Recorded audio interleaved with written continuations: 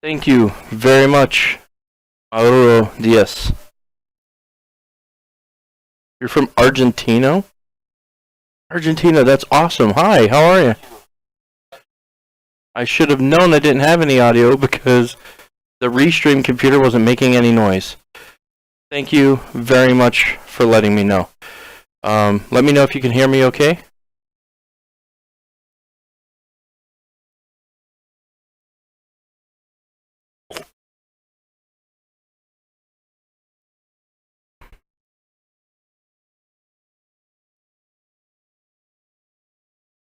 Pokey.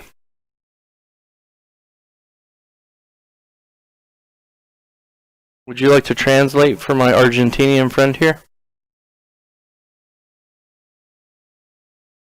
Yes.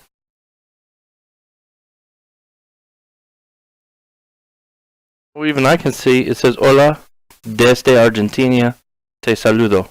So hello from Argentina. And then no tiene audio, which means I'm an idiot and I didn't have my microphone turned on.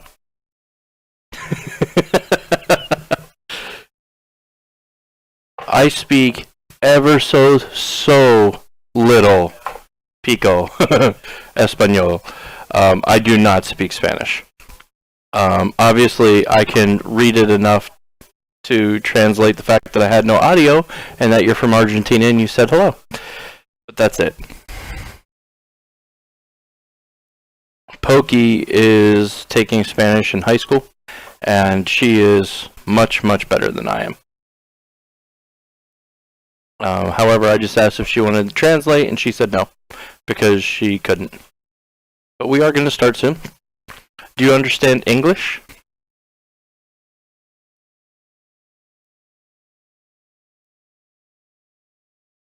Aww.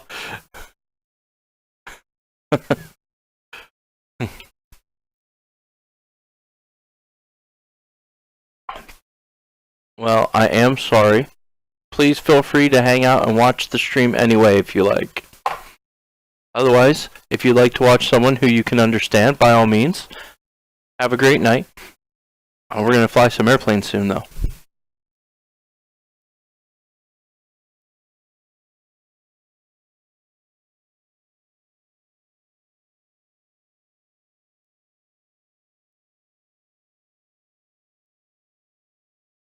Because I was falling asleep so much earlier, I do not understand what you were talking about.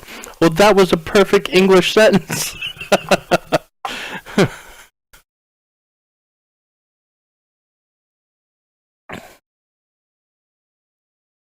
Did you Google Translate that?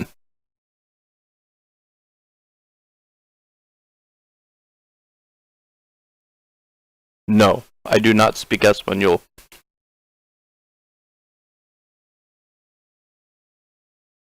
No tiene Espanol.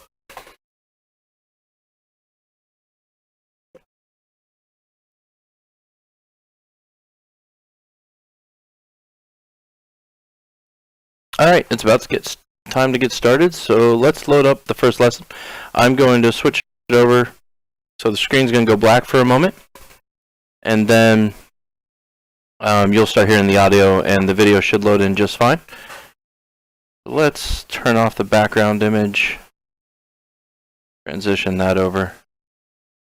Okay, we'll get rid of the starting thing because I'm here, and this airplane's got to get out of the way to make way for the big one.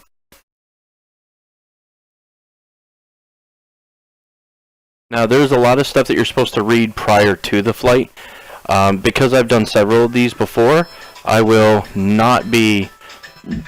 Excuse me.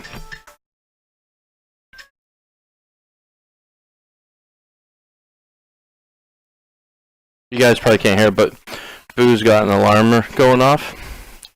Like a really... like relaxed... Can you have a relaxed, upbeat Jamaican rhythm? Andre, Kamoy, you guys out there? Say hi. Is that possible? Relaxed, upbeat Jamaican rhythm? Alright, so I'm going to skip the reading portions of the ones I already know. Now this first one short only takes about 15 minutes.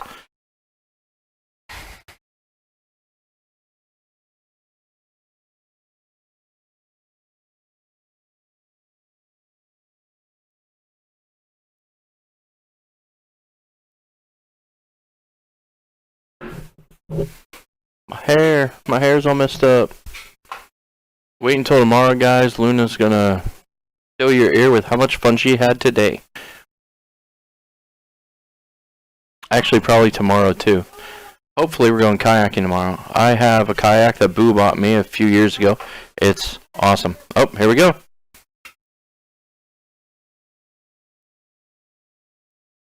Okay, we're gonna pause it just so I can make sure it's working correctly in OBS. What should we be saying? Okay, we have the windowed thing going on in OBS, and I really don't want that. I'm going to see if I can do a borderless full screen. Can I just do it full screen? I'm just going to see if I can do it full screen.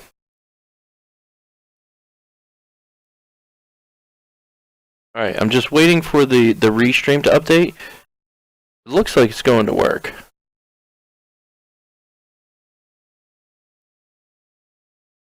Awesome. Awesome, it worked. Okay. So, we're going to fly a plane. Please set the joystick to 3/4 full. And I wish I had like 2 cameras. I was actually working to see if I could set up Pokeflame's Canon DSLR camera as a face cam so that I could use my tiny little GoPro, knockoff GoPro, as a desk cam, and I was going to try and remount it and aim it so that you guys could see the controls. But I did not manage to successfully use her DSLR as a face cam because it's a pain in the butt, and Canon doesn't want you doing it, so they have very specialized software you'd have to get. I sent you a greeting from Argentina that you finished your live video well, and I will continue looking for videos from FSX. Gracias, Diaz. Have a good day. So that is a message from a YouTube viewer, Mauro Diaz. He's from Argentina. He said hello. Unfortunately, he speaks / Google translates all the English because he doesn't understand it, and I do not understand enough Spanish. I certainly can't speak enough. So that is awesome. Have a great time. I hope you find another individual streaming FSX for you. And if not, you can always come back and just watch. Hire a translator. I tried to get Pokey to do it, but she said no. Maybe next year. Okay, so we're going to get back into this. I'm going to unpause the simulation. I have the throttle set to 3/4 like it says, and let's see what happens.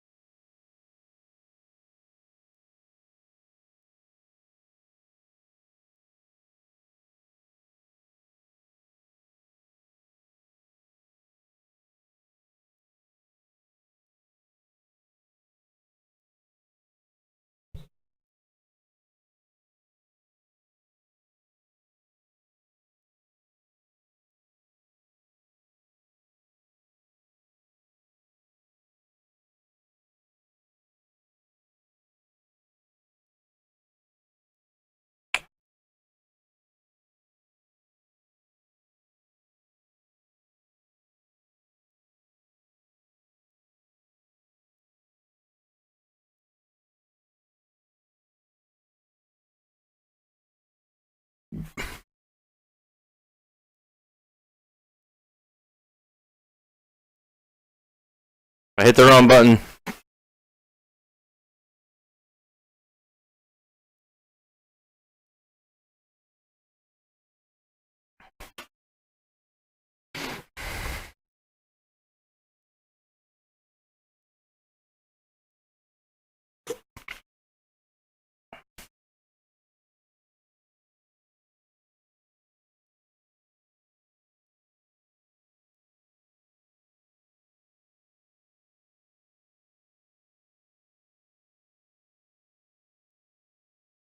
Okay, I had to interrupt for a second because I forgot something super important that started yesterday. So any of you guys who've been on yesterday, you will already know this. welcome to Mixer. Microsoft has rebranded Beam, and although I'm incredibly not happy with the name, because it really does sound like a music website or a dating website, the features that they added are awesome. There's a pause button on streams now. That's phenomenal. I assume since there's a pause button, there's a search function as well, although I didn't bother try using that yesterday. The host button is in a much more reasonable place. Right above my head here, you'll see my icon and my name and 3 little dots, a menu icon, and you click on that and it's under there, it's under host. My most favorite thing, and this is the reason I believe, I have no insider insight whatsoever, the reason I think they decided to go with the name Mixer is because they added a co-stream function where up to 4 streamers can stream on the same stream, and it's awesome. I watched a bunch of people use it yesterday.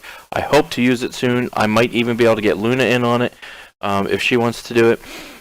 But you can watch all the videos on one page, and it combines all the chat so that everyone watching all of the streams can see the chat from all of the streams. So I should have said anyone watching and chatting in for one of the streams can see the chat for all of them, which I think is fantastic. So hopefully we'll get to start using the co-stream, because I am super stoked about that. I watched a bunch of people, I think Glitchy and Cabby played yesterday, and that was a lot of fun to watch, as well as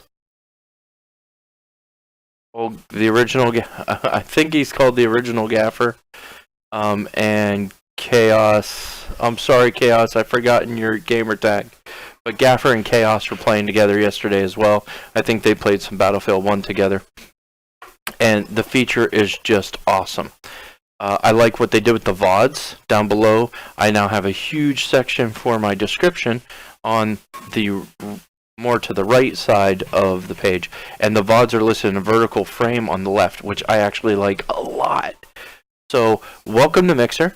If you haven't changed over your accounts, there's no big deal, no rush. It'll automatically change over. And some people got bonuses just for being here. If you look at my gamer tag, there's this cool little icon that says original Beam member or whatever, because I belonged to Beam before they switched over, which was kind of cool. And then they gave away all kinds of stuff, like I got 50,000 sparks. I don't know who else got them. I didn't ask anyone, but I got 50,000 sparks at some random point in the day yesterday. I got an email for 1 year of Mixer Pro membership. And I had said, and I think I even said it on the stream, that I was not going to pay for a Pro membership. A Pro membership, you can pay for a Pro membership, you get extra sparks, things like that. But you also get like a different color name tag. I think it's purple for Pro members in chats. Things along those lines. But I wasn't going to pay for it. It is a thing that you get free if you're a partner. And I decided at the very beginning, when Night Raven had first told me about Pro membership, that I would not pay for it, and that when I hopefully get to a level on my channel where I become a partner, then I would get it for free and I wouldn't have to pay for it, and that would be a really big portion of the reward for doing so. But anyone who was level 50 before they switched over to Mixer, anyone who was level 50 or higher on Beam, got a free 1 year Pro membership. So that's awesome. And you know what? Maybe before the year's up, I will have a partnership with Mixer, which would be awesome.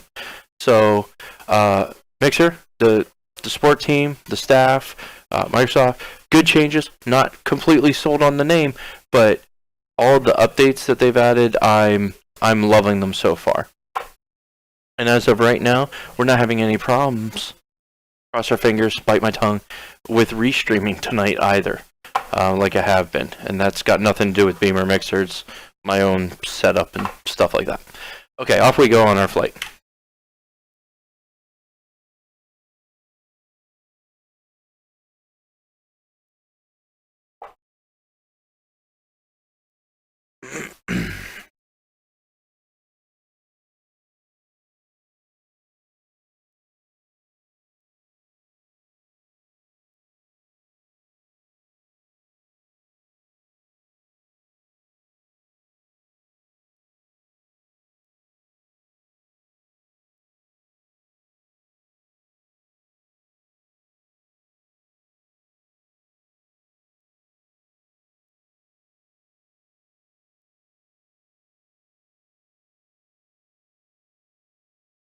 Half an inch is a small amount, guys.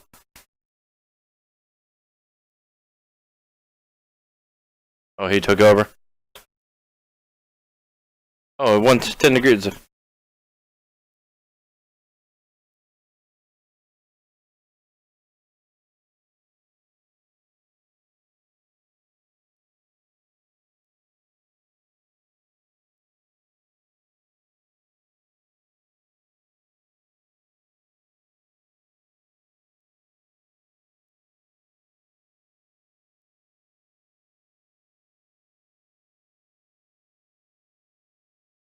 There we go. I assume he wants 10 degrees down because he wanted 10 degrees up. And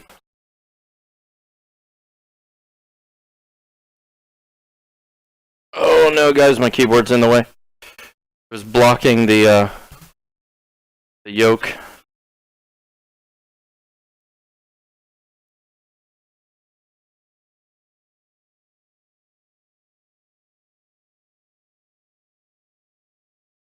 Okay, I already used the trim, so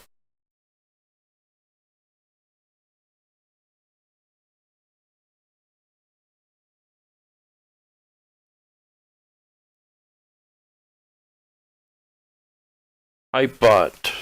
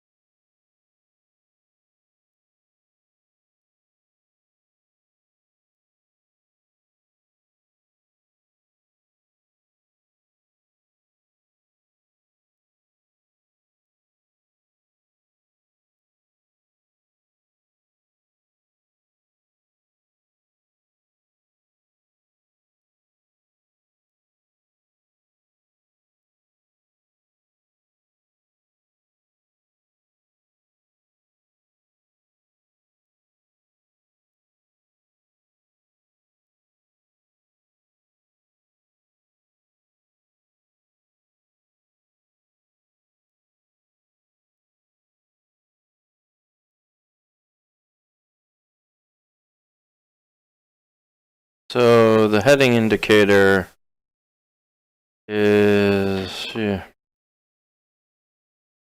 heading indicator. I don't know. Oh, it's actually over here. Oh, well whoa, what was that? What happened? Took us out of it. That was weird.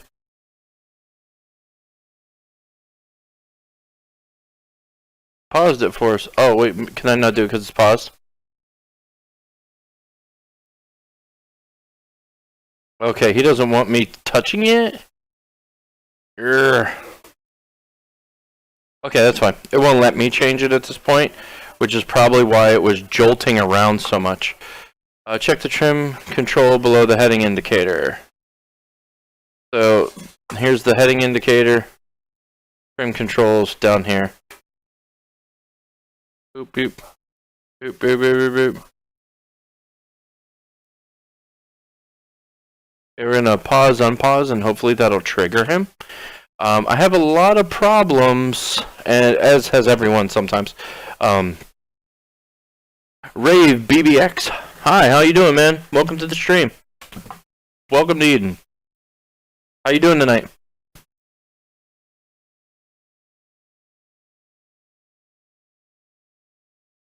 A lot of people and I have trouble figuring out how to trick, or not trick, but trigger Rob.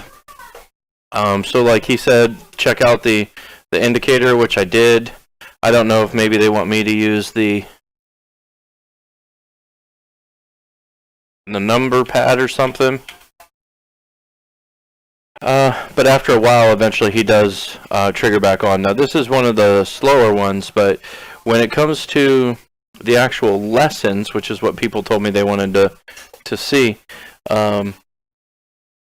this is how it is. It's kind of slow, but I like it. It's a lot of fun, and it's more realistic than anything else I've tried. At least anything else I've tried that actually has lessons built into the simulator. There are some places using FSX, using X-Plane 10, X-Plane 11, things like that. In other simulators, I'm not very familiar with flight gear. I have it, but I haven't used it much. It was kind of like X-Plane, where you have to research how to use the software before you can actually just play. But a lot of times you'll get in and there'll be actual people experienced in the flight simulator, and they will go up and you guys can ride side by side in an airplane, and they'll teach you, which is really cool. I've done it twice. The one guy was very irritated with me because I didn't have the radio knowledge that he felt I needed when we first started. He wanted me to call out everything we were doing, and that didn't work for me because I didn't know what I was doing. I did not mean to hit that. I had that menu bar. Okay, Rob, I don't know what to tell you, man. I am checking. I'm even messing with your trim control. We're pitching this airplane up dangerously. I'm only doing it to activate him. Let's push it down. Okay.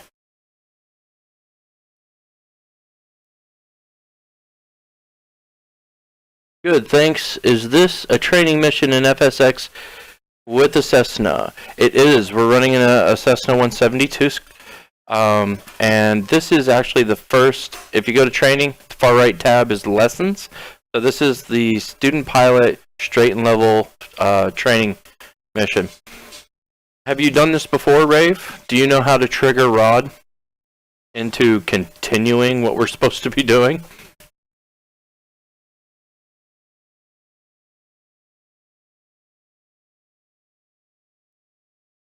Oops, what I hit? That's interesting. I hit Q and the sound goes away. It doesn't actually seem to pause the show, or the mission though. Check the trim control below the heading indicator. I did, Rob, I did.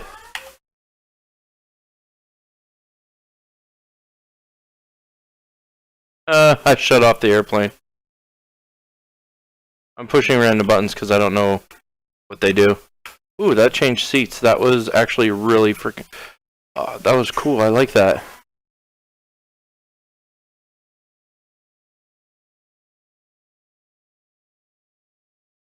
Yep, there's a little...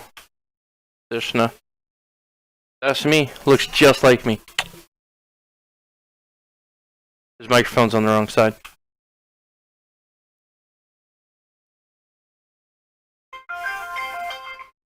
We don't need no alarm. Thank you. Okay, I think we're just gonna have to wait him out, guys. I've done that before. You wait a long time though. It's several minutes. The good news is the whole thing only takes like 15 minutes, so he should trigger eventually.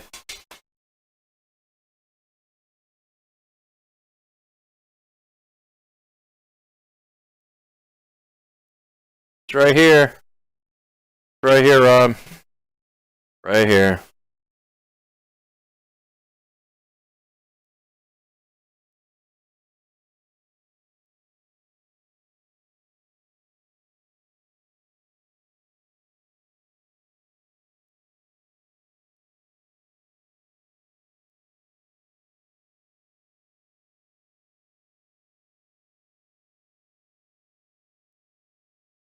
Oh, I think I finally got the throttle exactly where they wanted it.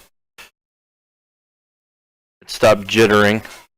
When you don't have something set quite right, every time you change it, it changes it back. So, no, sorry, I'm kind of new to FSX.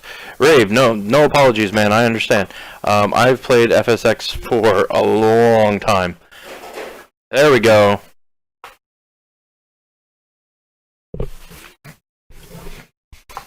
$100 knots.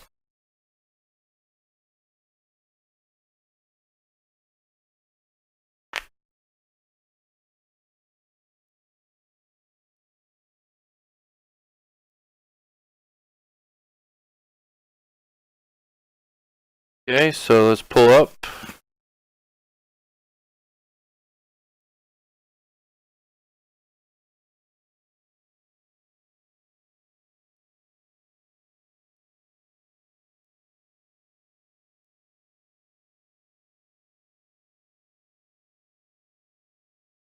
That's a technicality. I'm actually adjusting the trim control now.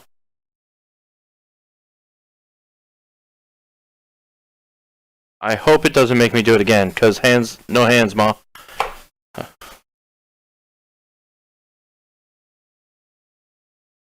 Turn that down just a little bit.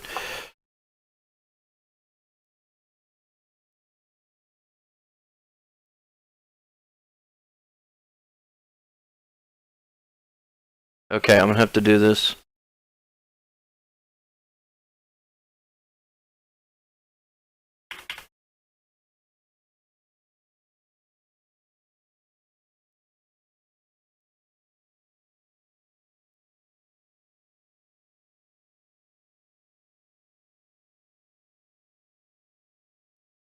I'm working on it.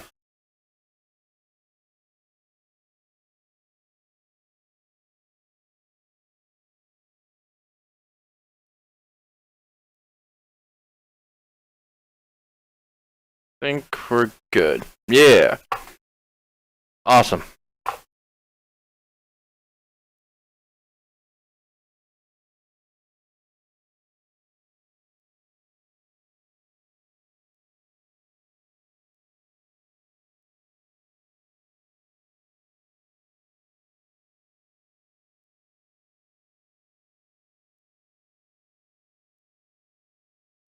Yep.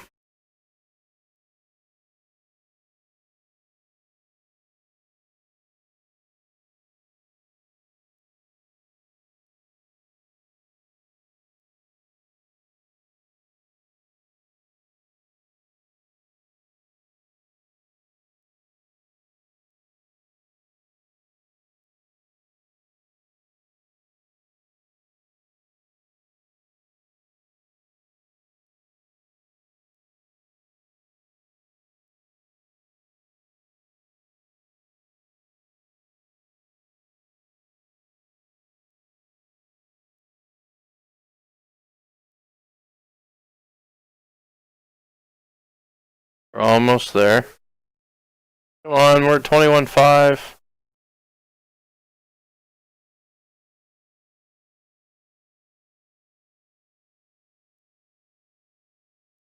Well, I didn't realize how much it had pitched.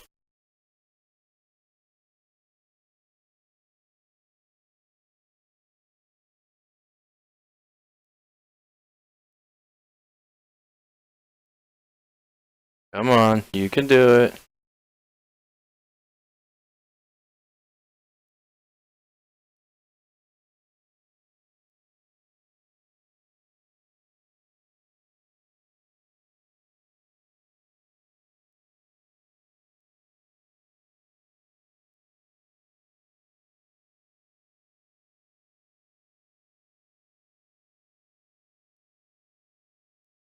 Okay, 100 it said.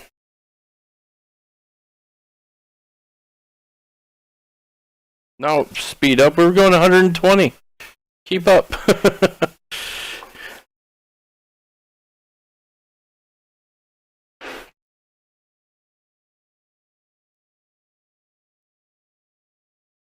Got it. Yay.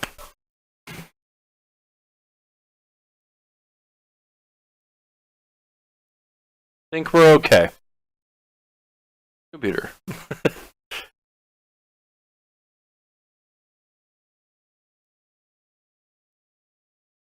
It'll be right in front of you.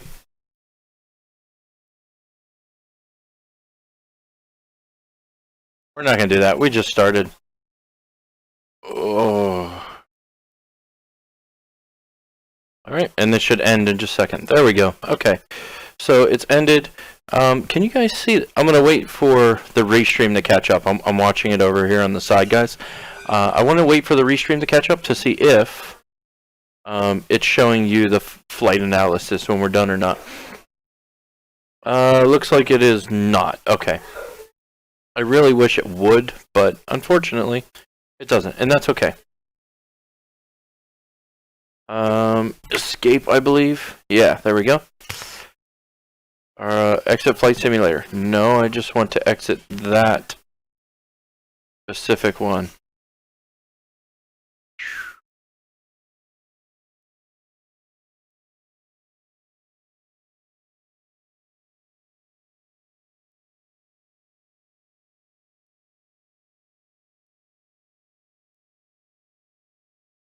Okay, I'm just going to check real quick. Yeah, it works for me. Okay. So yeah, we're just going to move on to the next lesson. Rave, since you said you're new to FSX, if you have any questions, let me know. I'm by no means an expert, but I've done the student pilot, the private pilot, and most of the instrument pilot in FSX multiple times. And the student pilot is pretty easy. The key to remember, you know what, let me see if I can get this up here, because I want you guys to be able to see the menu as well. Can I do a window capture on this?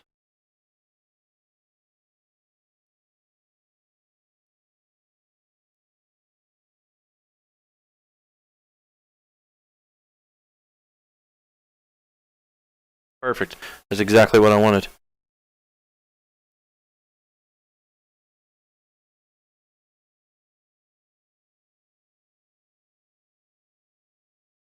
I'm going to transition this over for you guys so you can see.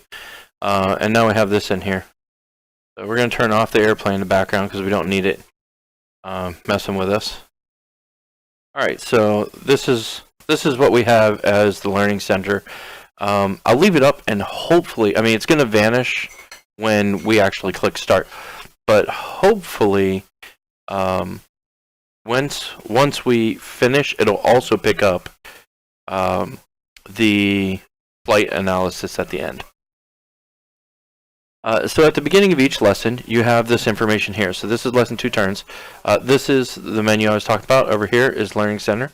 Then you click on the lessons. It'll take you to key topics originally, is here. All of it's really good and important information.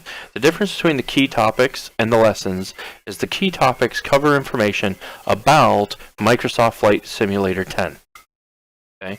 While the lessons cover topics about flying. Okay, that's the difference. Both are important when you're using the flight simulator.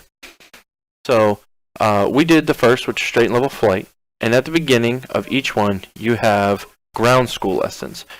For those of you who don't know anything about flying as a real pilot with a license, you have to complete ground school and active flight school. So it's basically like driver's ed.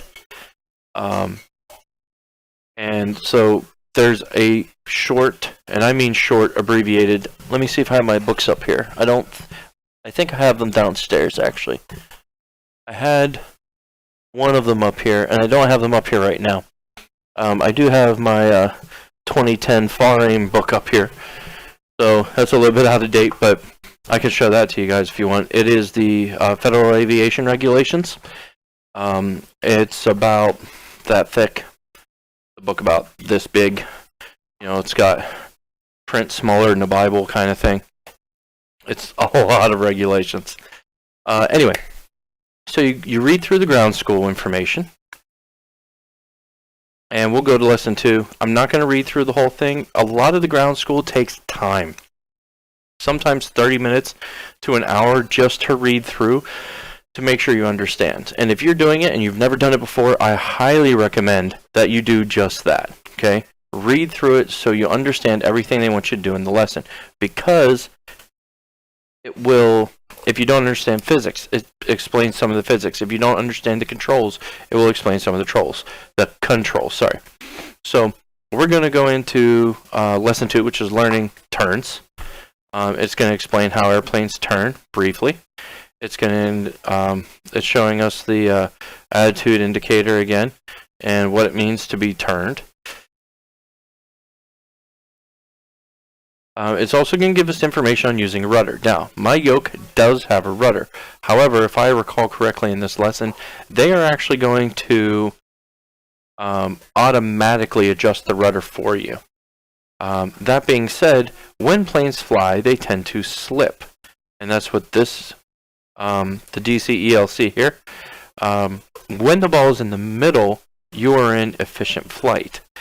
When the ball is to the left or to the right, it means you're skidding or sliding. You're either, your tail is too far into the turn or too far out of the turn.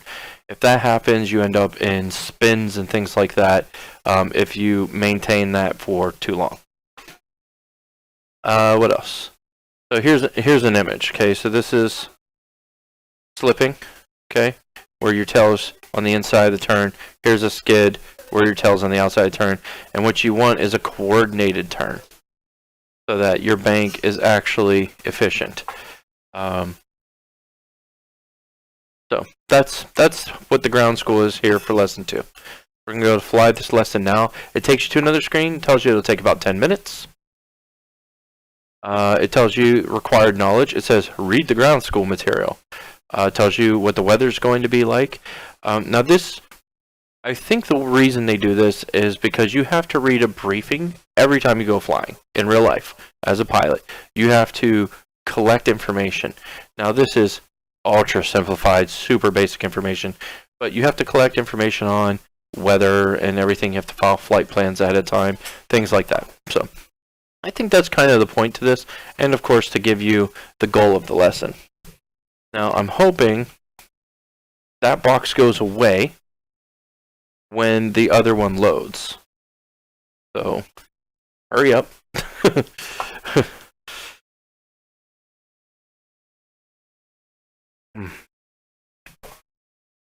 Okay, it did. Excellent. So we can just leave that there, and it'll be there every time. I prefer virtual cockpits.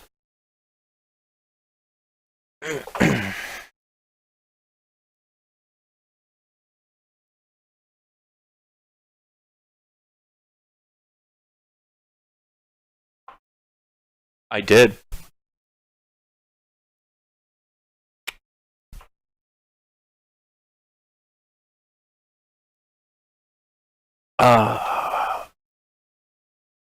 Sure.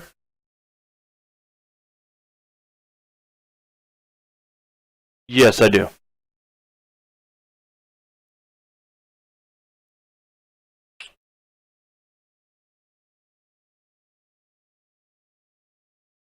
Mm-hmm.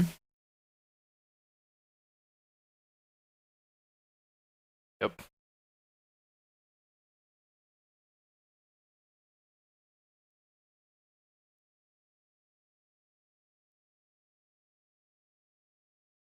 Never.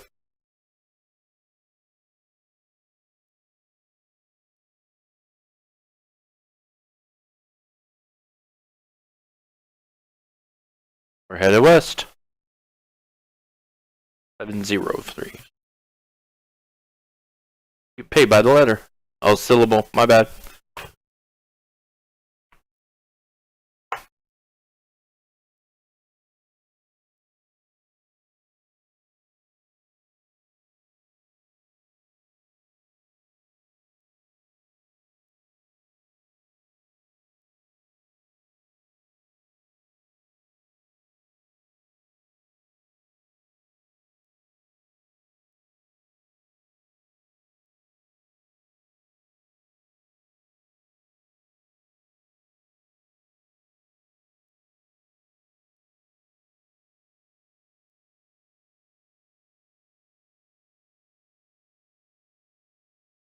20 degrees. 20 degrees, guys.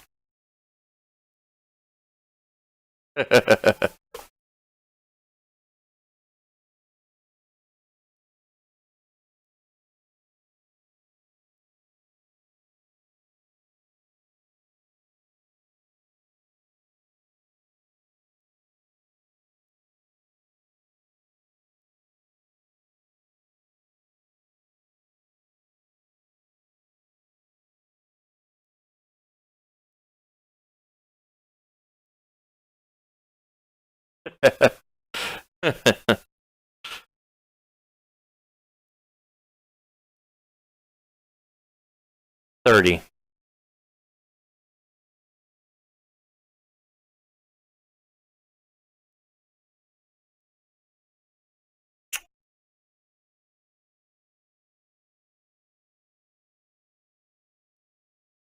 The training missions, Rave, the training missions are awesome as well. Now, the lessons will actually teach you how to fly an airplane.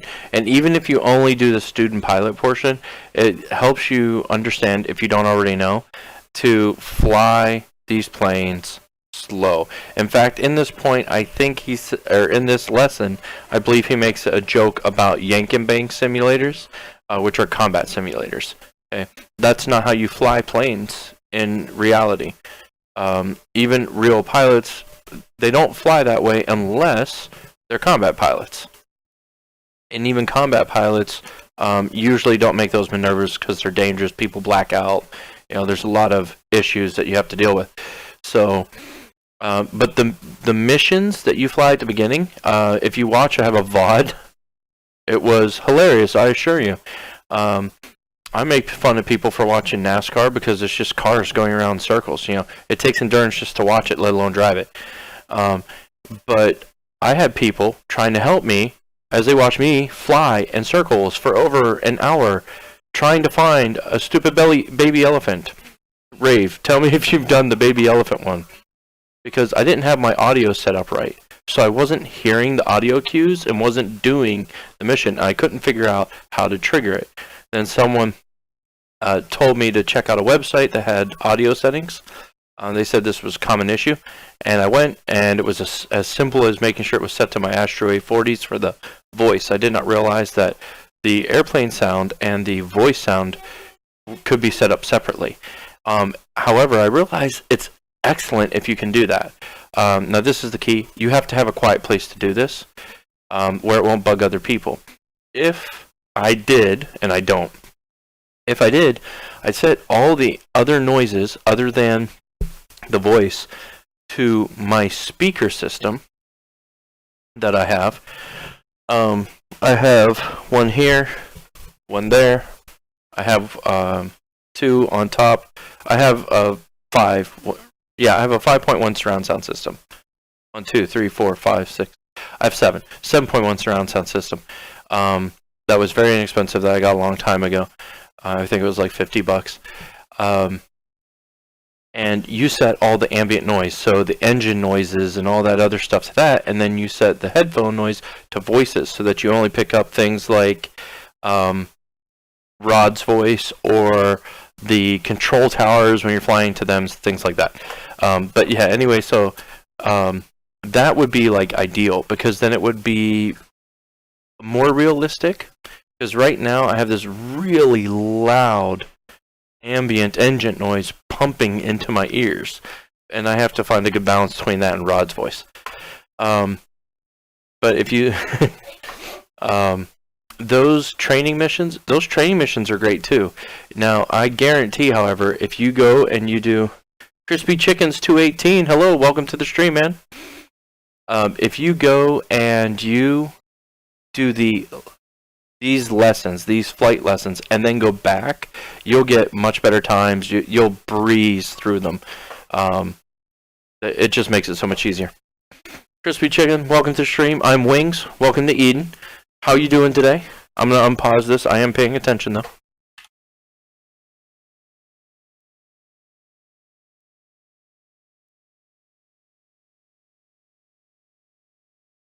Bent airplane, bye.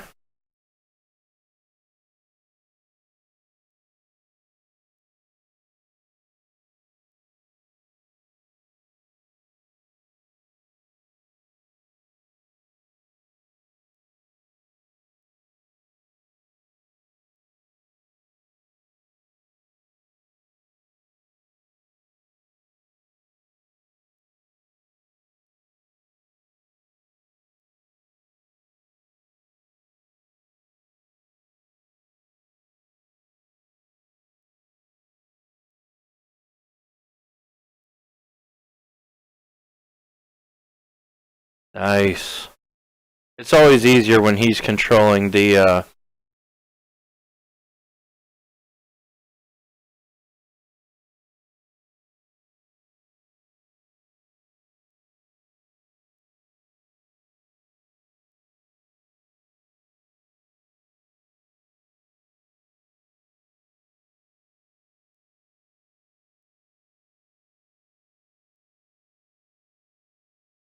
it suddenly gets a little foggy outside the airplane.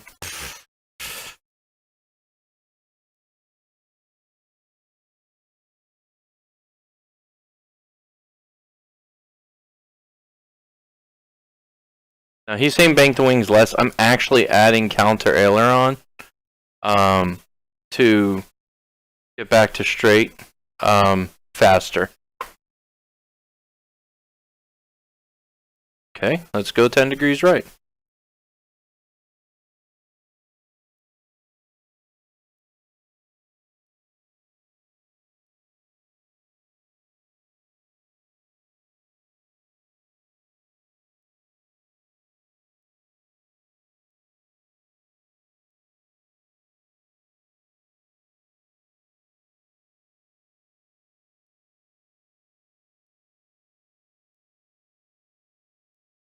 I'm gonna do counter again because it's faster.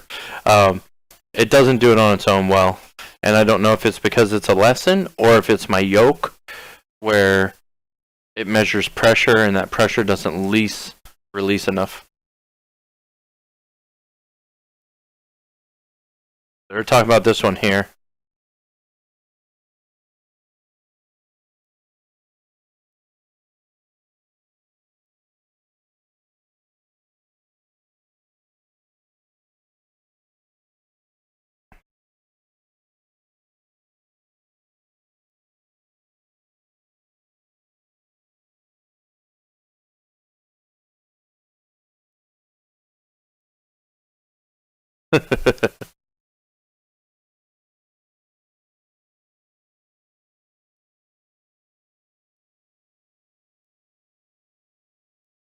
It's a bug.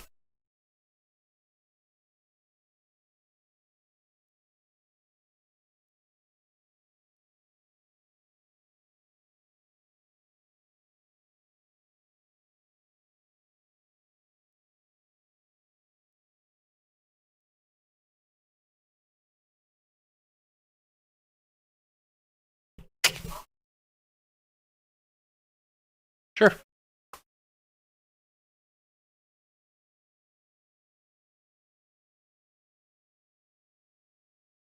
Sure does.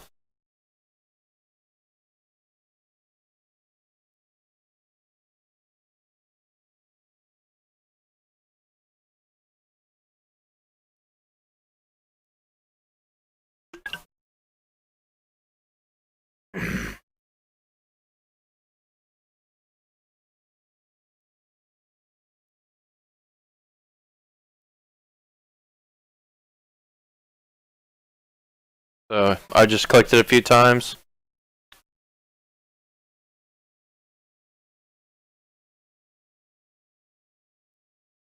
Okay, I want to point out at this point, they have not covered how to use the autopilot.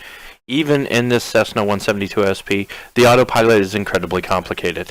You have to set all kinds of informations, including barometric pressures and starting headings and things of that nature. And it gets super complicated.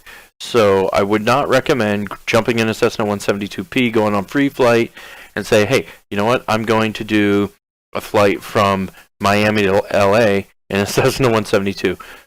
First off, you're going to run out of gas. And secondly, that is not how the heading bug and the autopilot work. Okay, the heading bug only has the only tells the autopilot to specifically travel a certain incline or indicated direction, and that's it. It does not account for earth rotation and other things like that. Wind shear, it will adjust if wind shear and things of that push you off your intended angle. So right now it looks like we're at what are we at? 7, 8. So 0, 8 heading. Our heading looks like it's like 080, or somewhere in there. 3, 4, 5, 6, 7. No, it's 070. It looks like. And if you were to experience a lot of wind shear that shifted your plane constantly to the left or port side, if you want to use those terms, you would still end up hundreds, possibly thousands of miles off your intended target because it only controls the heading. Okay, so there is a lesson much later on in the instrument rating, I believe it is, where they talk about autopilot, and I highly recommend you do that before you ever try using it. Oh, I hit pause right at the end. So I'm going to wait just a second to see if it brings up the flight analysis. I'm hoping you guys can see it. For you guys who don't know, I streamed to Mixer, which was Beam until yesterday. Yes, awesome. It brings up the flight analysis for you guys, so you guys can see it too. So this is what we did. You can look and see that this is where we started. The red trail is the path we took.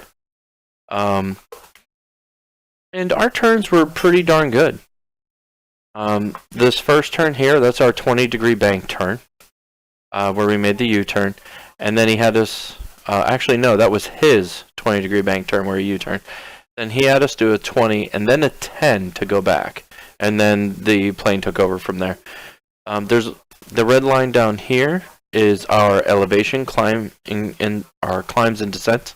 And you can see that there's almost zero movement. It is not because I am so awesome that I maintain perfect altitude.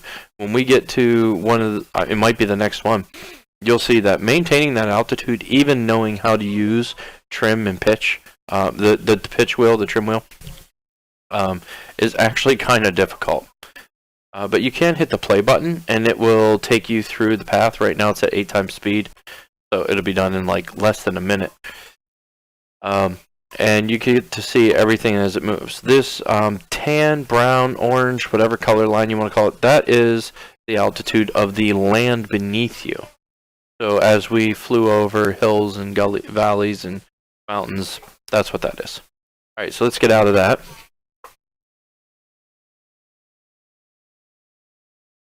There we go. Alright. What do we have? We got a message. Oh no, I'm not going to use that. Yeah, so I'm sorry, I got interrupted when the learning, when the flight analytics came up. I streamed to multi-stream, which was, I'm sorry, not to Mixer, not multi-stream, which was Beam up until yesterday. So if you have a Beam account, it's still good and for a year, and you can go back and forth, but make sure you get all your stuff set up on Mixer. So now it's mixer.com/WingsOverEden, and I will update that on the YouTube channel because I know it's not updated on there. But then I take that stream, which I have on a separate computer, literally just watching the stream on Mixer. I take that and I restream that to YouTube. So if there's a little bit, Joshua, hello from Venice. Venice? That's awesome. Hi, how are you doing? Welcome to the stream. So if there's a delay, it's because YouTube has a little bit of its own latency, but tonight seems to be really good. We're having pretty low latency issues tonight with YouTube. And then it adds just maybe 2 or 3 seconds for me to stream up to Mixer and then down to my computer and restream that up. Rave, if you don't mind me asking, can you tell me what country you're from? I'm just curious. The first person we had in the stream tonight was from Argentina. We got Joshua from Venice. Rave and Crispy, I don't know where you guys are from. If you don't want to tell me, that's completely okay. I understand. I am only curious. Okay, so the next one is climbs and descents. And this is, of course, the ground school for the climbs and descents, and it goes through a lot of information. One of the things you'll learn when you're flying airplanes is no matter what the aircraft, when you take off of the ground, you always take off at full throttle. but seldom do you ever cruise at full throttle. It's usually incredibly bad for the airplane.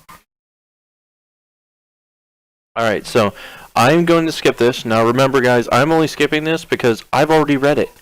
I've done these missions 15 times probably. So this one says it'll take about 15 minutes. Sky's clear and the winds are calm. Read the ground school before we start. So we're going to start in the air at 3,000 feet. You'll learn about the relationship of pitch and power, how to move the controls to make the airplane climb or descend, and how to use the instruments to tell if the airplane is climbing or descending. So it says press F7 to extend the flaps 10 degrees, F6 to retract the flaps 10 degrees. We're not going to do that because in our settings, actually I want to see something real quick. Okay, I already have these at 50%. I might put them down to 40 because it is so loud.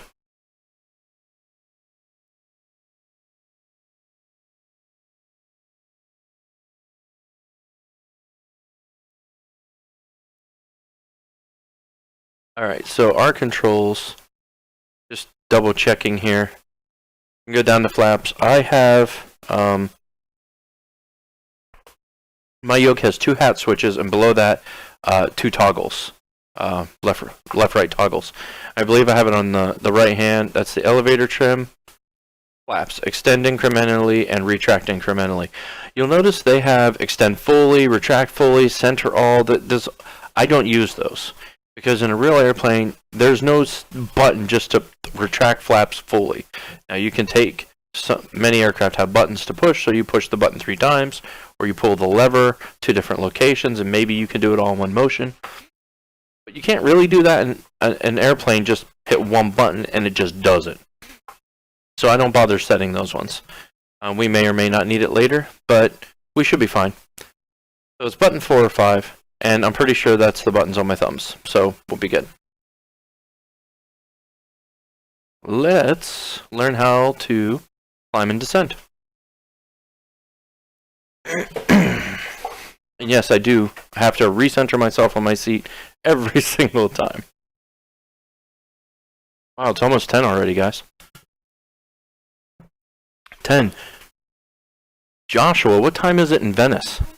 It is 10 p.m., so 2000, 2200. Oh, yep, I gotta set my cockpit to what I like.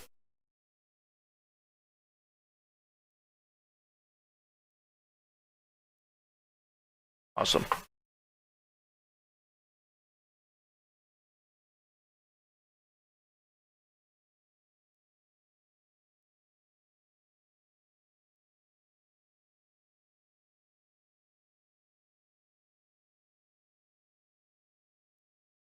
Another thing, the primary reference indicator that you use in real life at all times should be looking outside the window.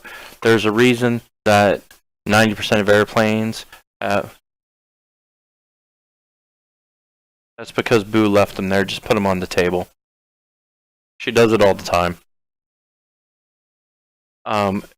Like you can see that the Cessna 172- is completely flat. It's not curved and aesthetically super awesome looking. It's flat, and that's just so you can tell straight and level flight without looking at an instrument. But the instruments are important.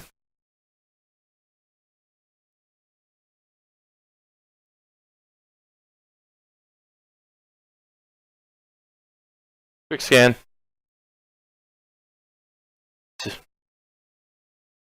I see it, 2400. Yep.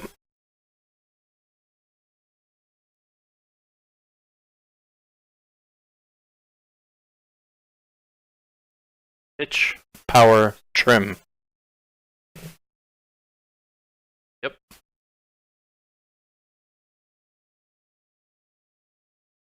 Always. In that order.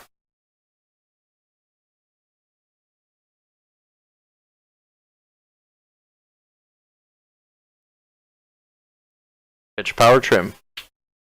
PPT.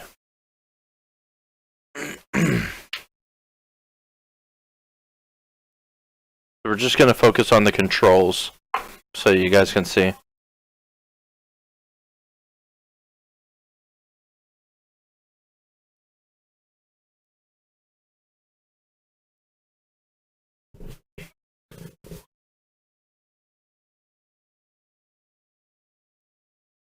That is way more than 10. Okay.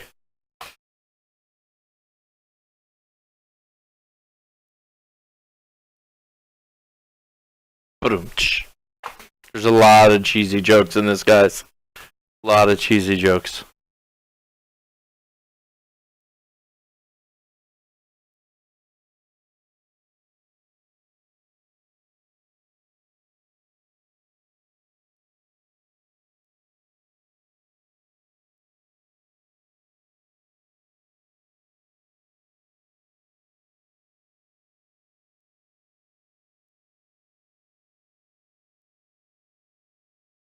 So you'll notice that he is 3 bars above the horizon on the attitude indicator. That's a 15-degree climb, and he went well above that. But it's a simulator. There are restrictions. So.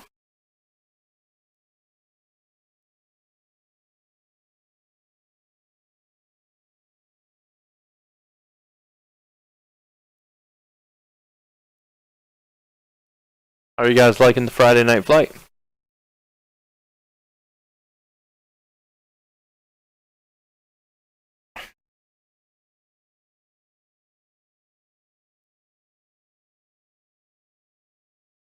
Almost at 100. There we go.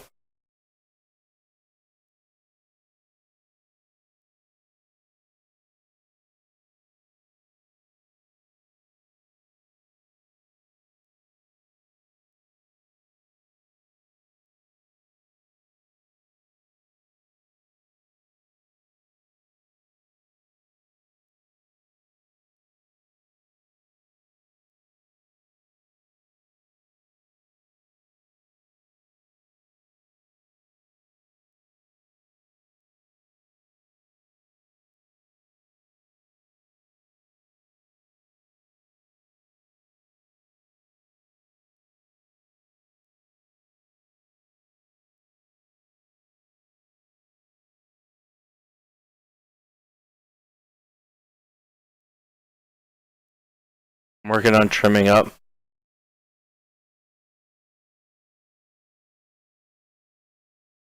Taking a lot of trim to get this down to 75, guys.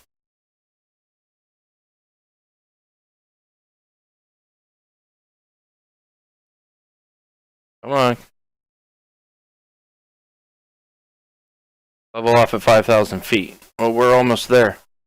So we're going to let it in. Oh, we're not climbing it fast enough. He said 200 feet, but we weren't climbing at the rate that he was. So, ooh. Okay, level off 5,000 feet, accelerate. Make sure our trim is good.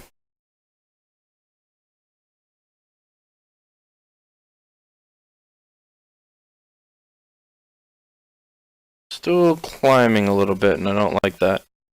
Almost at 100. We're still at full throttle right now. I haven't taken it down. Yeah, we can give it 2 more ticks down.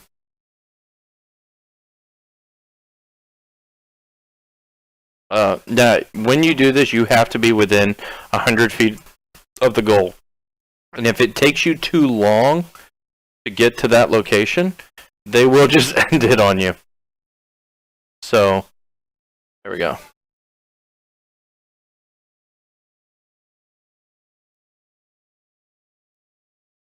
There we go.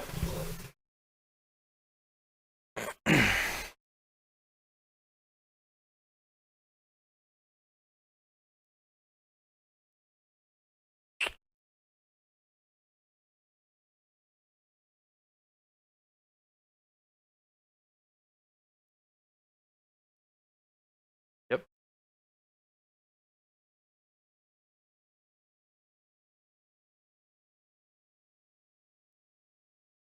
Yeesh. Nope.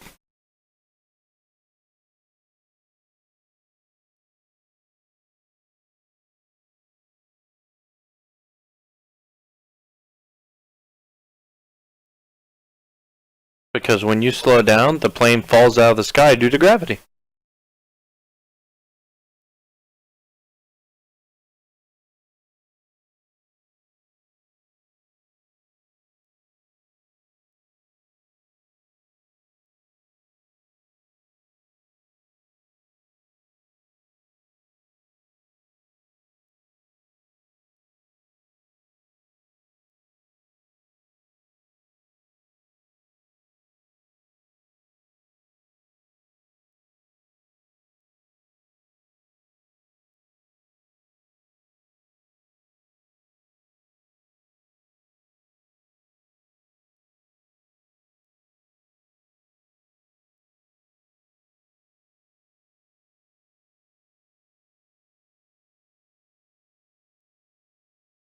Have to pull pretty hard.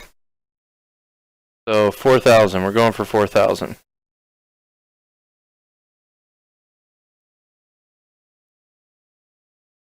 We're at 4,500. Tyler Thomas Rongholt, hello. Welcome to Eden. I'm Wings. How are you doing tonight? We are playing some Flight Simulator 10. We're doing the pilot training lessons. Right now we're on lesson 3, I believe. Ascending, descending. Alright, here we go. We're going to level off.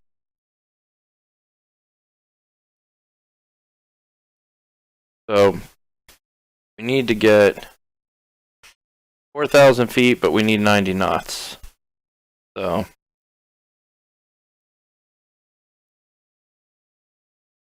I need to see. I don't want to...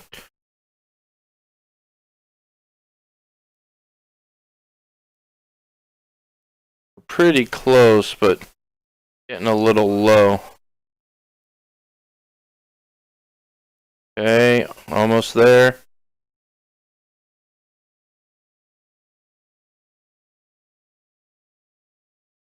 Come on, stop wavering so much. Alright. I'm working on it. Ooh, woo, woo.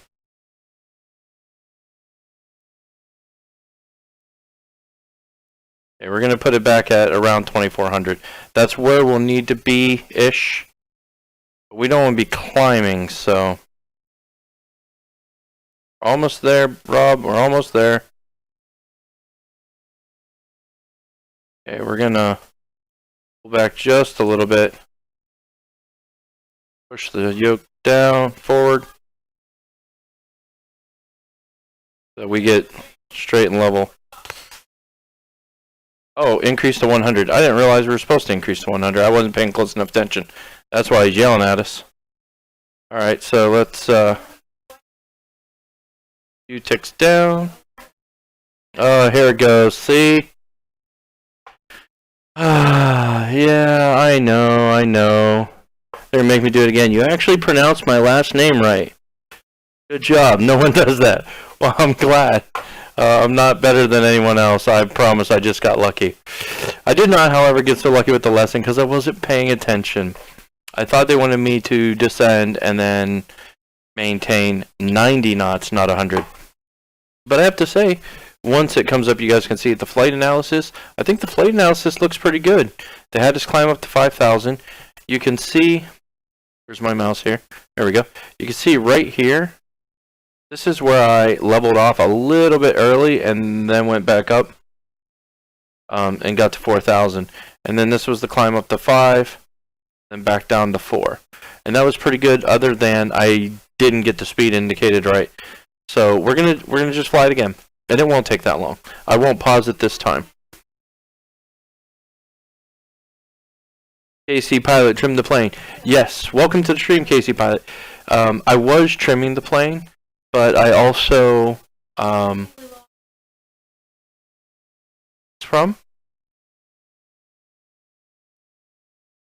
where the lights look like. Mine seems to be running fine, and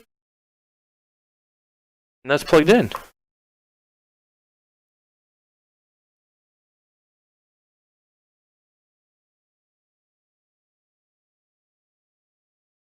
Oh man, we're having internet issues again, guys. Well, tell her to Skype in on her phone.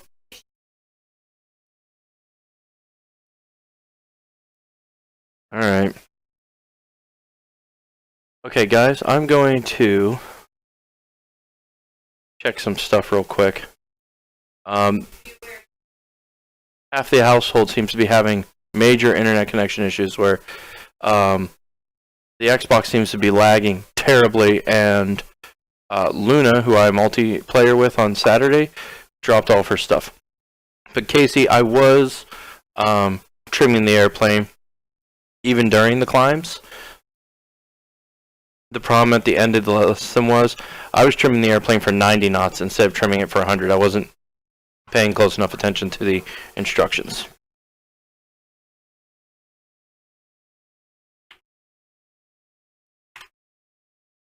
Yep, that's me.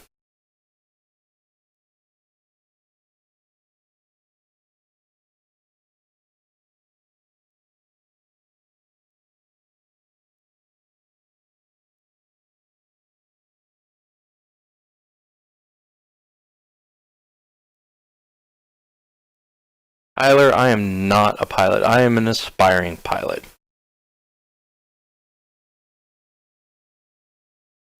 Boo, I don't know what's going on. According to...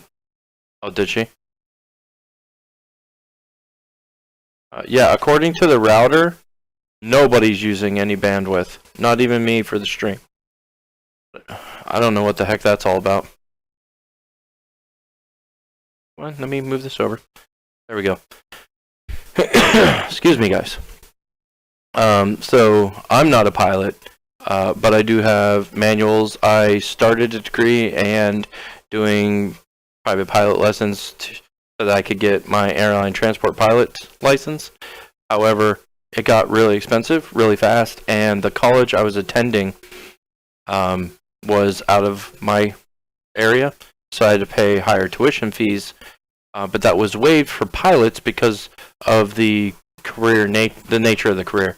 However, the state overruled that, and they made it mandatory that if you're not living in state, you have to pay out of state tuition, and that quadrupled my costs. So I finished my degree in hospitality. Well,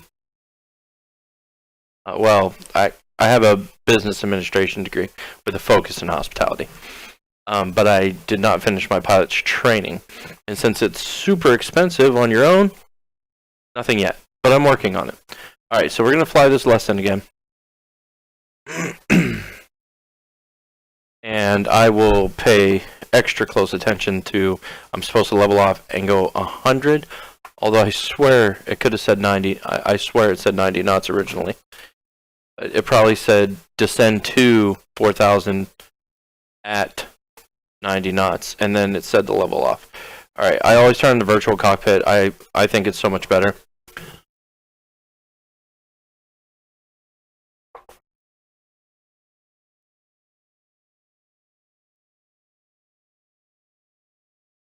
My hair is so messed up. Got this curl or something that won't go away. I always do my bangs up, but I didn't put anything in my hair today.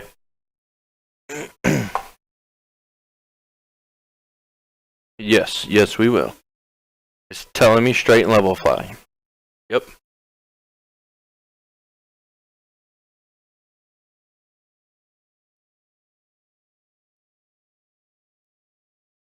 $2,400 RPM.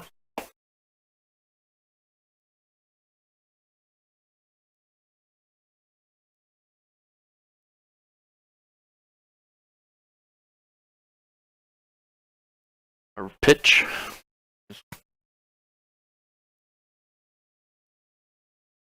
Power.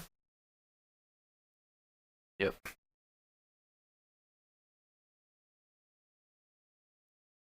Always do these 3 tips in this order.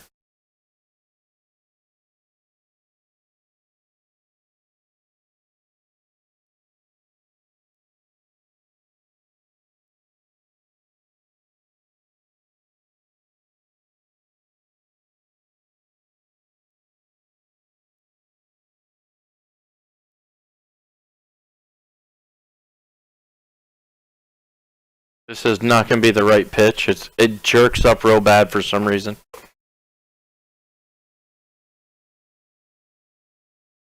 You can see he's trimming it already. Yeah, so if you look at the indicator, the attitude indicator, it's insane. I agree, virtual cockpit is better. Thanks.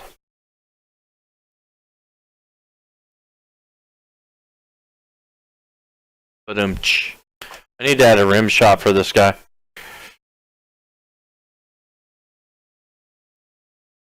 If you guys are interested, if you go over to mixer.com/WingsOverEden, I'm streaming there primarily, well, initially, and then that is restreamed up to YouTube. You know what? After this lesson, I will turn on my soundboard. I'm so sorry for any of you guys watching on Beam or Mixer. I forgot to turn on the soundboard tonight.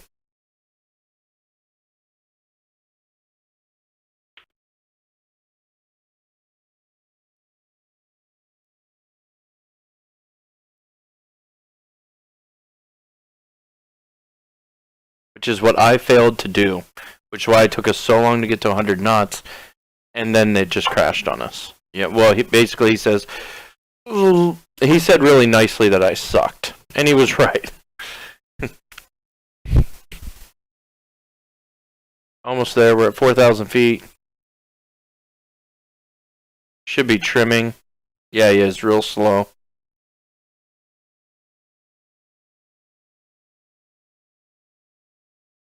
There he goes.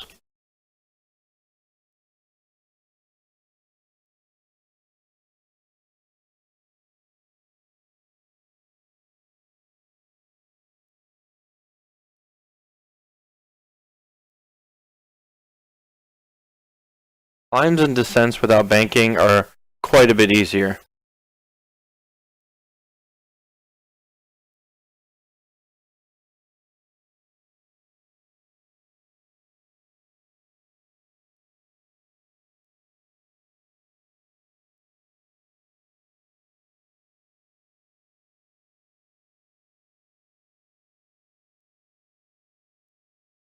Come on, a little bit more. Bit more. He jerked that up to slow it down to 75 real fast. Because I've added several ticks of nose up trim right now, and we're barely. Okay, let's see how we're going. Oh, whoa! I that was one tick of nose down, so that we wouldn't drop down to below 70. Okay. Whoa! What happened? What happened? Why did we alt tab? I don't. Oh, is it coming back? It did this once earlier, guys. For some reason, it took us out of it. It was still there when we went back in, but for whatever reason. Okay, so we're there. We're paused. And I have 50 feet to level off, accelerate to 100 knots. No problem. Okay, let's unpause. Okay, staying at full power till we reach 100 knots.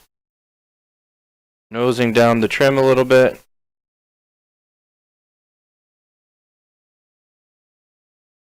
Because we don't want to be climbing. Power down just a smidge. 100 knots.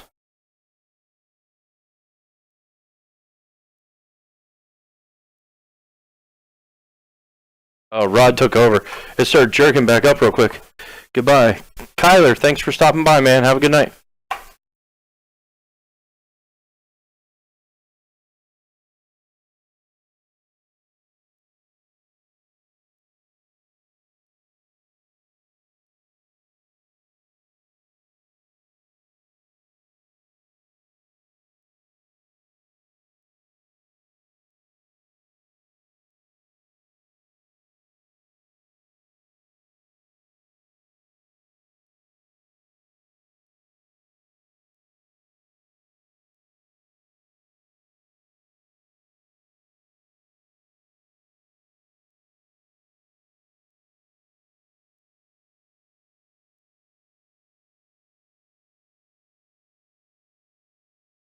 Got it. I just gotta remember I need to get down to 100. Yes.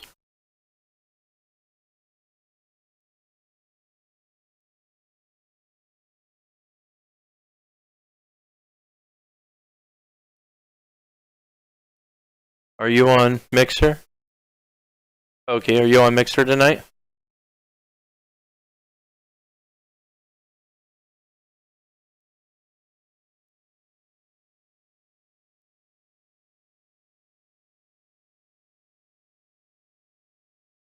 Area nose up trim a little bit. We want to get down to 90.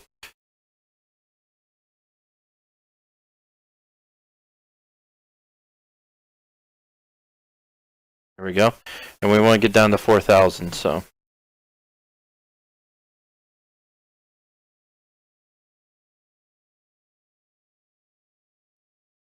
Okay, we're picking up a little too much speed. We're going to nose up trim a little bit.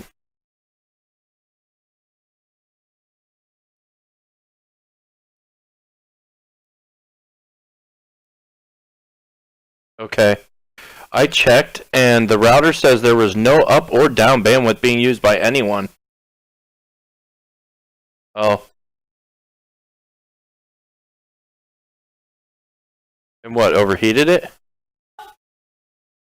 Oh, that's excellent. That's awesome. Okay, guys, so we're down at 4,000. I'm at 2,400 RPM.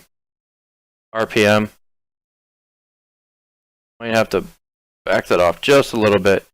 Adding some nose down because we don't want to be in that climb. Alright, looks like we're there.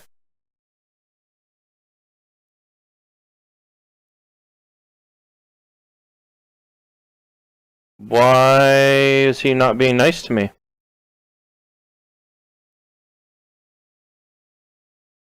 Do not climb. We did it right this time, guys. What's his problem? You know what? We're going to get to the 90 knots. That's what he apparently wants.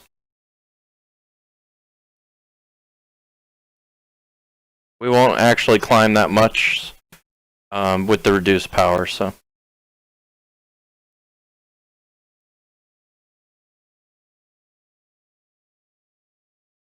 We're running 2,100 RPM now.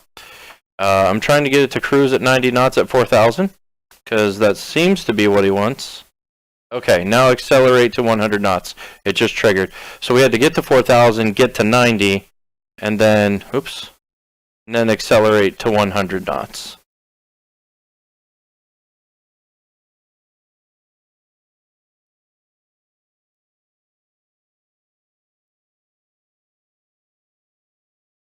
Yay, we did it that time. Yes, out the window. Flap your arms out the window, guys.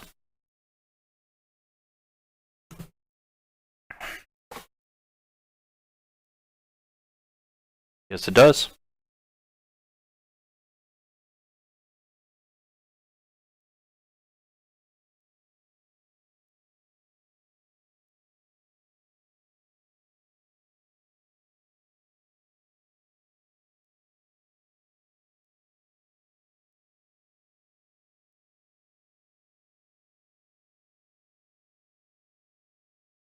I forget where the flaps are in this Cessna.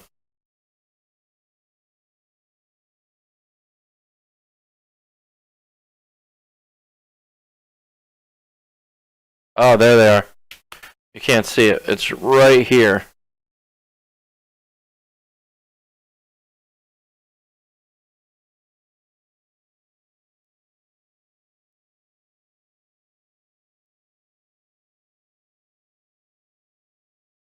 $65.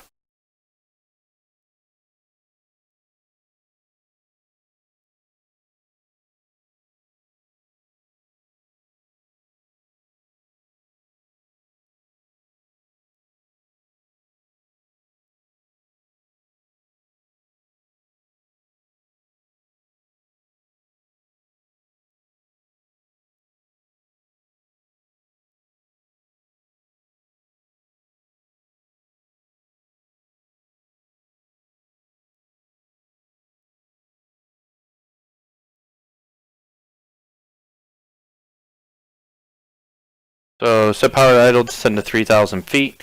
I've already got the flaps extended one time. That was sooner.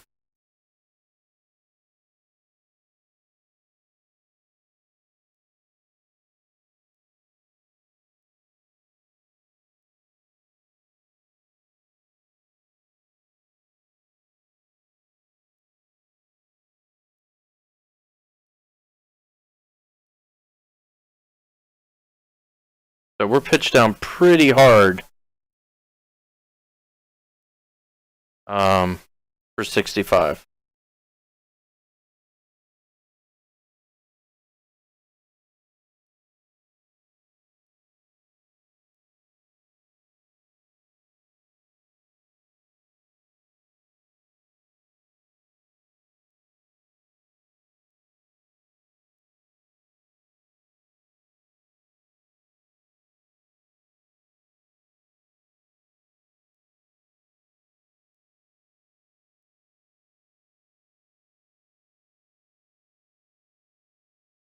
Okay.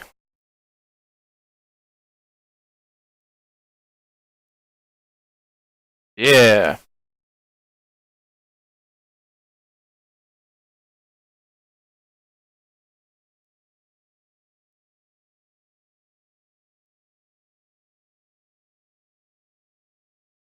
Hey, he took over.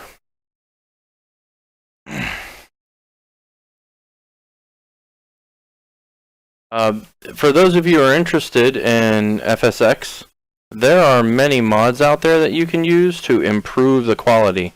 Now, this is the Steam edition, and unfortunately, as far as American dollars is concerned, it will cost you about 3,500 American dollars to get all of the upgrades. That includes airplanes and visuals and things of that nature. But even for me, which I would only want the exterior improvements for the land and the cities and the towers and things like that, it would still cost several $100s. So you'll probably not see those in my stream. However, there are some other modifications out there.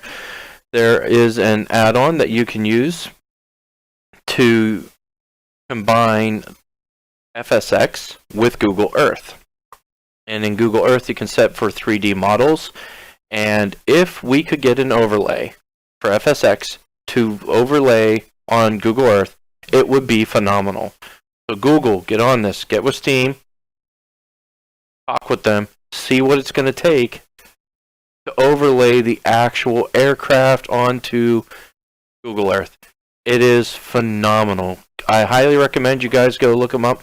Videos on YouTube or videos of people on Mixer.com of people flying with these mods.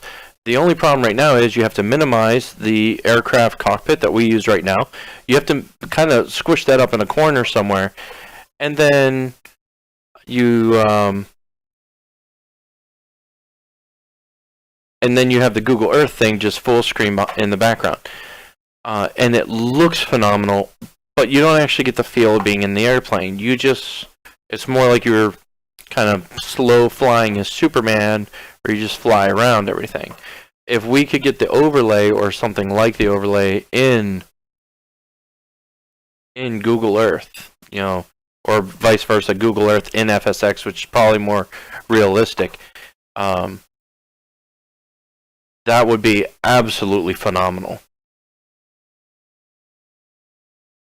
There are, however, other upgrades of different towns and things like that, so you can download maps of cities, mostly popular cities. I think Rio de Janeiro's in there. I think Los Angeles and New York are in there. Paris. There's a whole bunch of different ones. The problem with that is every one of them costs money. So.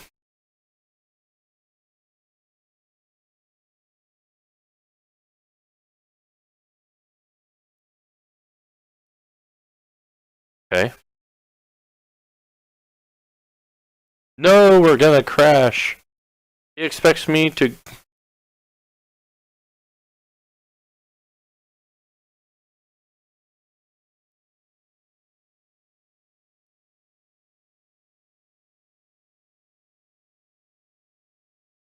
So we want 90 knots. A right turn bank, which I assume will be done at 20 degrees because he did not specify anything else while descending. So we're going to make a big, huge turn. And I believe if I do it right, we literally turn like 180, maybe actually a full 360. Maybe even actually a full 103. Almost, oh my lord, I can't speak tonight. Maybe an actual 360 full degree turn. A full 360 degree turn. That's what I meant to say. You. Goodbye. It's 10:30. Off you get.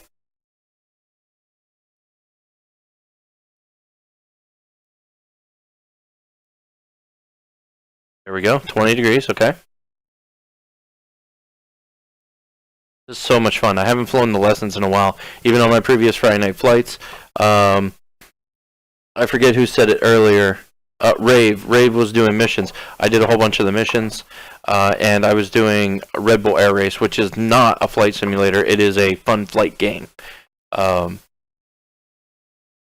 but it does not qualify as a flight simulator by any means. You can't even play it on a yoke. You might be able to play it on a one-handed joystick, like a fighter joystick, or a more modern joystick. A lot of commercial airplanes, at least on the business jet level, are going away from two-prong yokes, moving away from two-prong yokes to one-handed control, which is great for me because the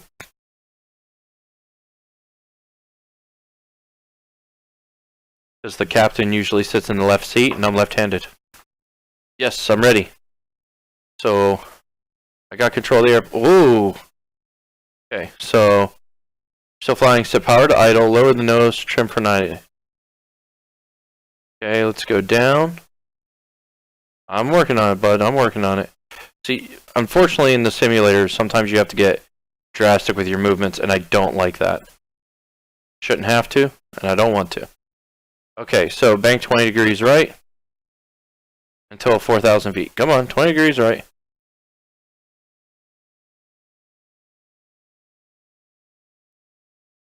Okay, we've got to pitch down quite a bit more.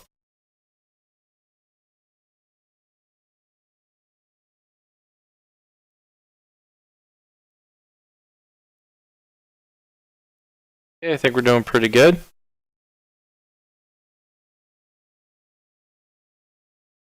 Oh, you know it said at 4,000 feet.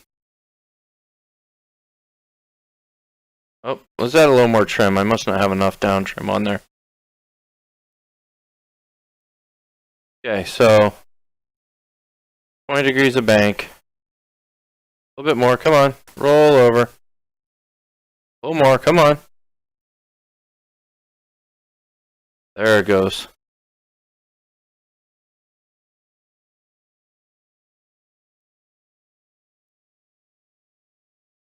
Okay, banking. And my speed is up. Going down to 3,000. My left bank.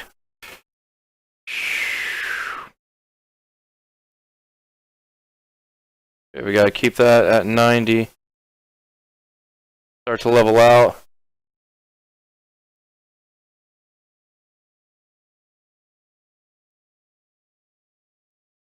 Okay. Level out, come on, there we go. I am working on the speeding up. Yay! We did it, guys, we did it.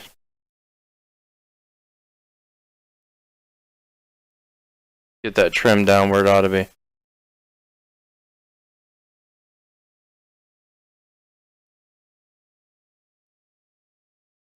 Everyone pull off just a little bit of power. It says fantastic, you did well, but he's not talking, and I don't like that.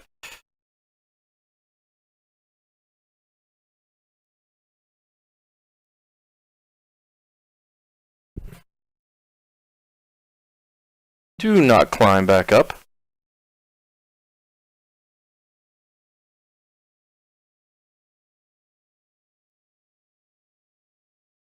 You guys think we're okay to quit out? It says fantastic, you did well.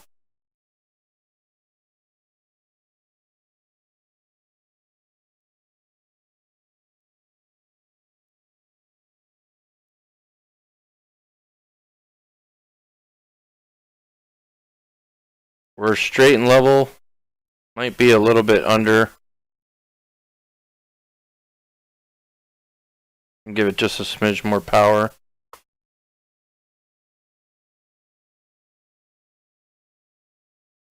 Alright guys, I hope that I gave us credit for that. It does say fantastic, you did well. But he's not talking to us, so. And yes, I can rotate my head 360 degrees. Isn't that awesome? Like an owl.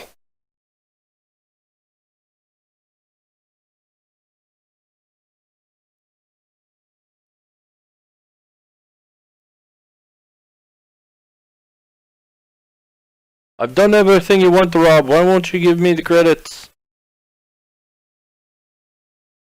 Okay, flaps are the way up. Plane is trimmed. We're straight and level. 100 knots. at 3,000 feet. So I think I'm just going to hit the escape button to end the mission. I don't know why it didn't trigger.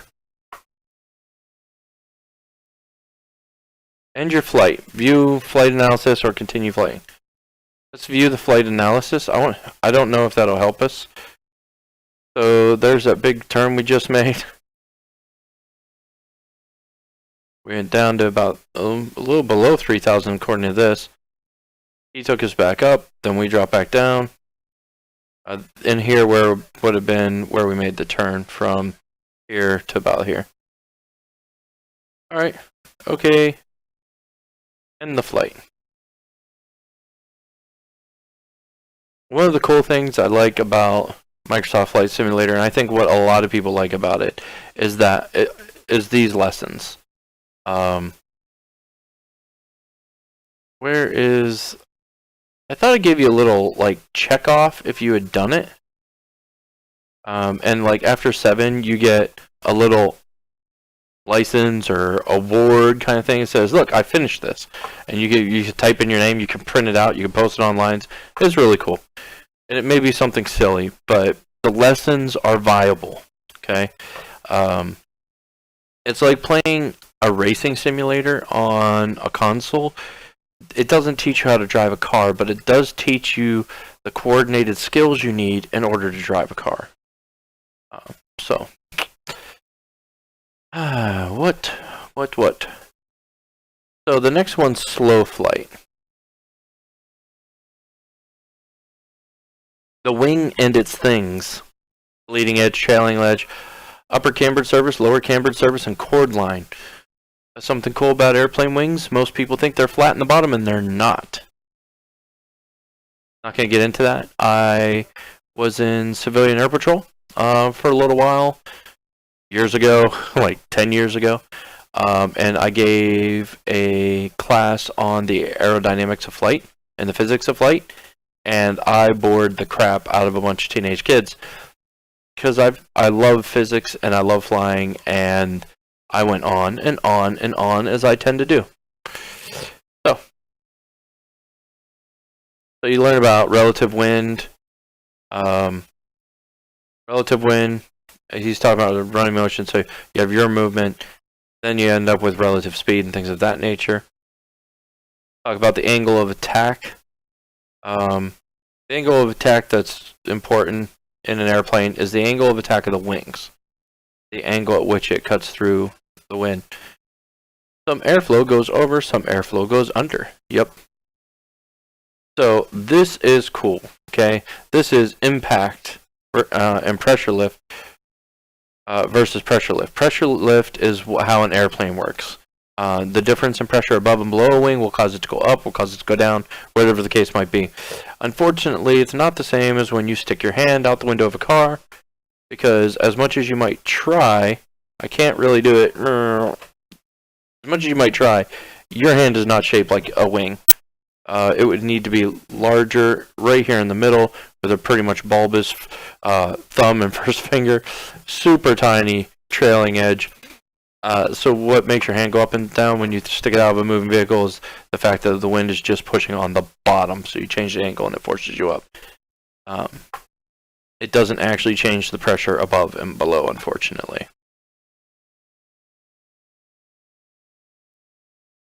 More stuff and more stuff and more stuff and even more stuff. Lots of stuff. Now again, I've already done this one. I think we're going to do this one, and then I think we're going to jump in and do some flight missions just for a break from the lessons, because I know the lessons can get kind of boring, but they're honestly the best part about Flight Simulator 10 when you're solo playing. When you're multi-playing, the best part is finding a good group of people, someone who knows how to be an air traffic controller, people who are either know what they're doing in Flight Simulator radio-wise and flight-wise, and they actually file flight plans, things like that, or people who can teach you to do that. That's the best part of any multiplayer flight simulator, whether it be FSX, Free Flight, X-Plane 10, X-Plane 11, P3D, which if you have that, you know what, give me your bank account number, because you have way more money than you need if you're buying a $3,000 flight simulator program. I don't want to say much like FSX, but P3D and FSX were designed initially designed about the same time for the exact same purpose of actually training pilots, professional pilots, or professional want-to-be pilots, and turning them into pilots. And they ran the flight simulator aspect. But where Microsoft saw the opportunity to turn FSX into a sort of game, where it didn't require all of the huge technical things such as recreated cockpits on multiple access movement pistons. I would love one of those chairs if you guys want to pay for that. Knock yourself out. I'll put it right here. They saw that it could be used at home just for fun, if nothing else. Fun and education. So the slow flight is going to be the last one we do. And slow flight is one of my favorite aspects about flying. It is just so incredibly cool to watch. We went out today. We bought Luna a kayak. And while we were out, we had to get her a paddle to go with it. And so we went out to an REI store. And we saw a plane approaching at such an insanely low speed. It was just phenomenal. Because here's this 3,000 pound or more flying machine coming in at like 50 miles an hour. Your car doesn't even wobble on the road, and it weighs over 3,000 pounds at 50 miles an hour. So it amazes me that planes can even do it. All right, let's go. And then I'm going to take a break and get a drink. 3/4 full. I think that's about there. Virtual cockpit.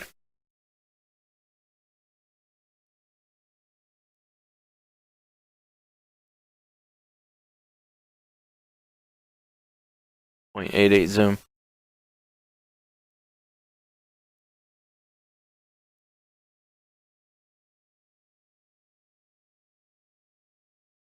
I'm also going to look up how to change the zoom.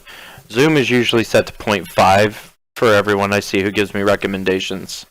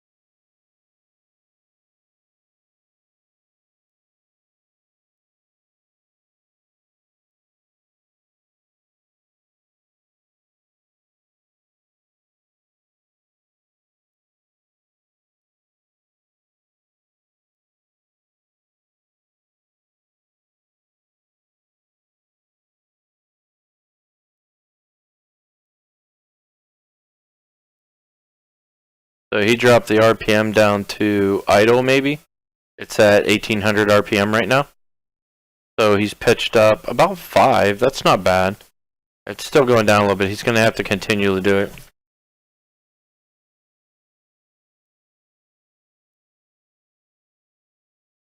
It gets more and more dramatic.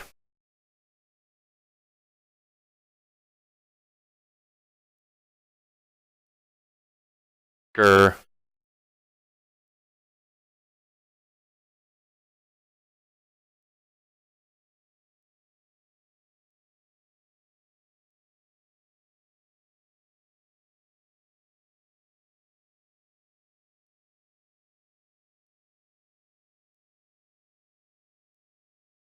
Okay, so he put it back up to, actually, it looks like he put it at full throttle.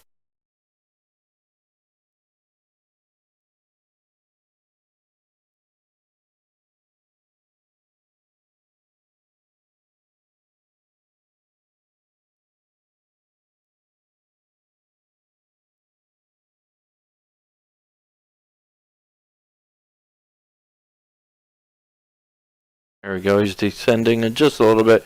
Probably trying to maintain the perfect 4,000 that only the simulator can accomplish.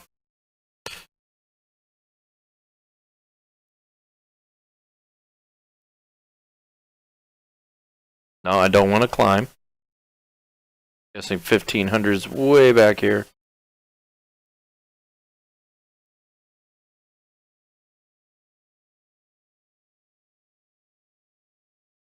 Oh, it's slowing down.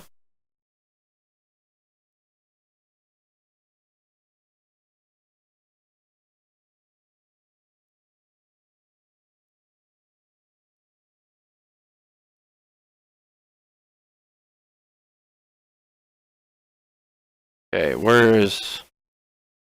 It wants me to decrease to 1,500, but it's so close. Come on. Almost there. There we go. Now maintain altitude. We're going to have to pull back like really hard.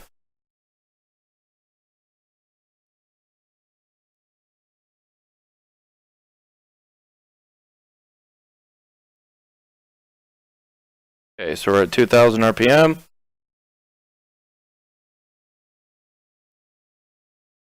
Climbing.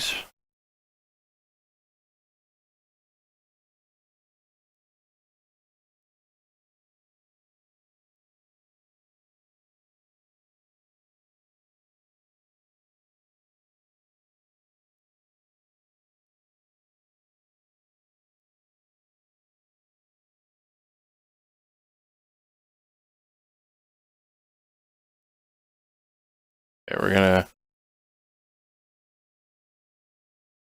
Okay, it won't let me reduce it below 2,000. But I can't maintain 4,000 feet.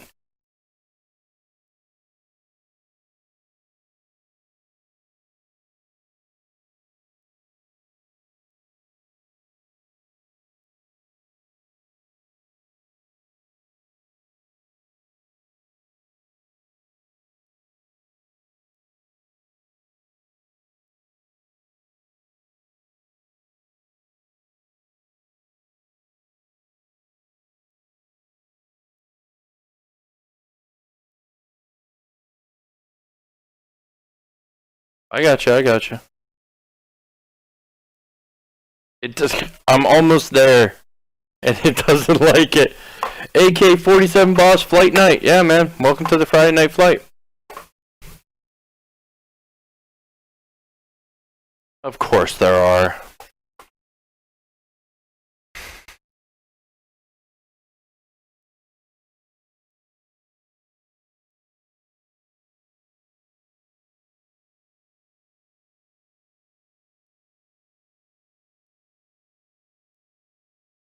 Yes. Yes.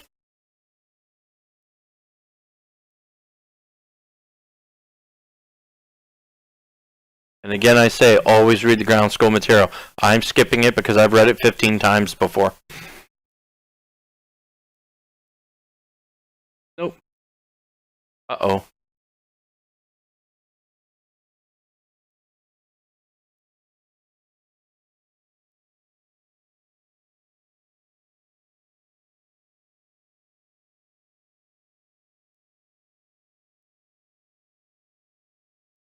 Ooh.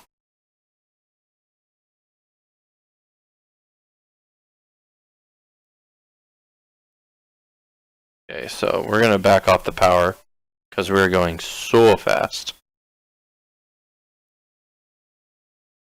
So we're going to see how slow we can get it.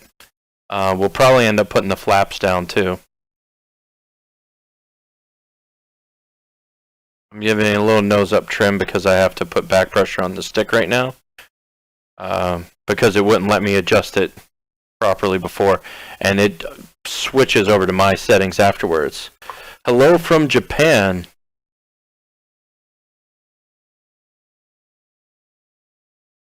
Ryosuke. Did I say it correctly? I know my inflection's off, and I apologize. I've actually just started using Duolingo to try and learn Japanese, but I've literally done it for like a week. I don't know any. I'm learning to count. Alright, so maintain 4,000 feet.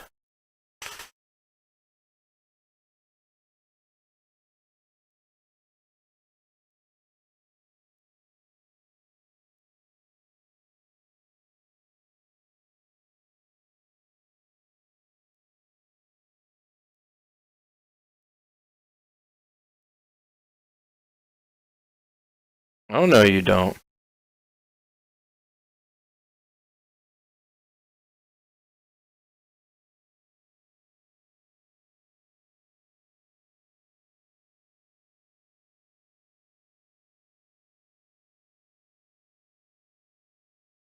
I have to say, guys, this is one of the most fun streams I've ever done. The fact that I got people from all over the world right now is awesome, and the fact that everyone all over the world is still awake is insane. Okay, so let's a little bit more nose up, and we're probably going to cut the power a little bit. I want to see how slow we can get this.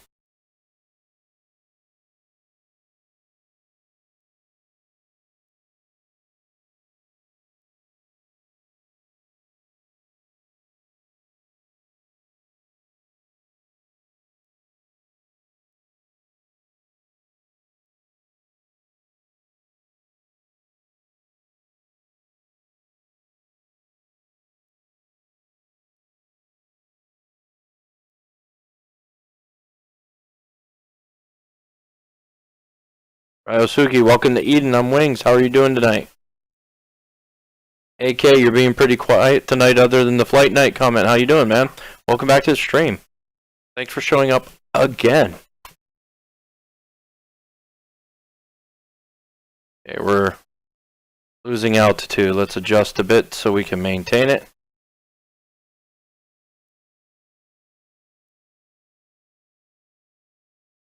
case you guys are curious, I use a CH Eclipse flight yoke. At this point, it's a pretty old model. However, it's a very well-balanced model for cost.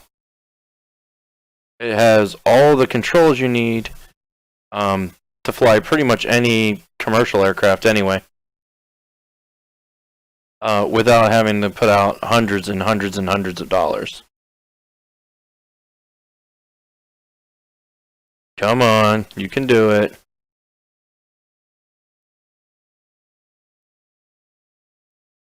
So we're pushing like 55 to 57. Avis, there's something wrong with your stream on Beam. I can't play it or watch you at all. It's frozen. Okay, guys, give me just a second. I'm going to pause the simulator. I got to talk to Avis real quick and let him know that he needs to go to mixer.com.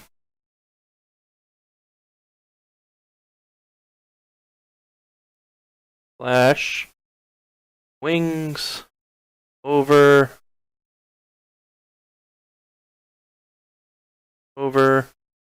Eden, because they did a rebrand.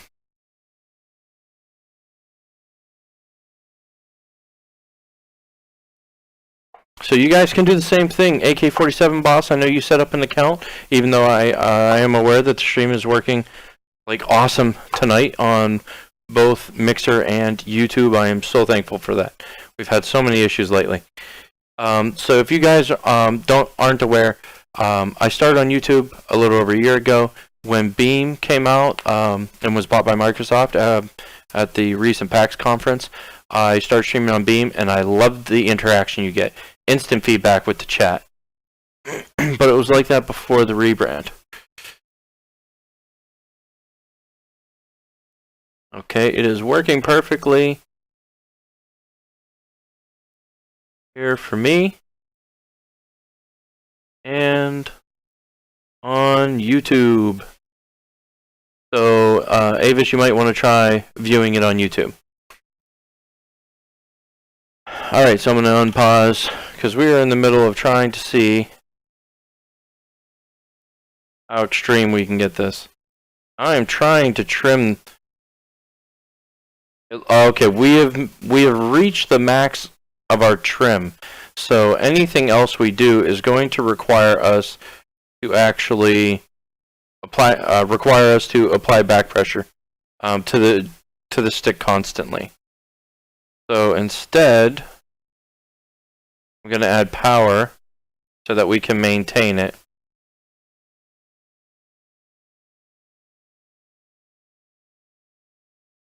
I don't want to have to adjust the joystick constantly. I just want to see, at least as far as the simulation is concerned, what speed it can run well at. And right now, it looks like we can hit only just below 60. That might change if we put down the flaps, which we can try.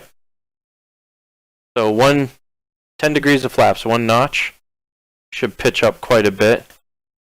Okay, good. Now it's starting to rock back down. 2 degrees of flaps, and we're low enough speed. I'm just going to go full. Not 2 degrees, 2 notches, which is 20 degrees. Full flaps.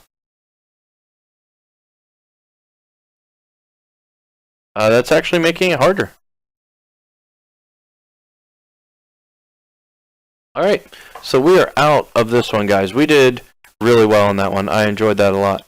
Let's check out the analytics.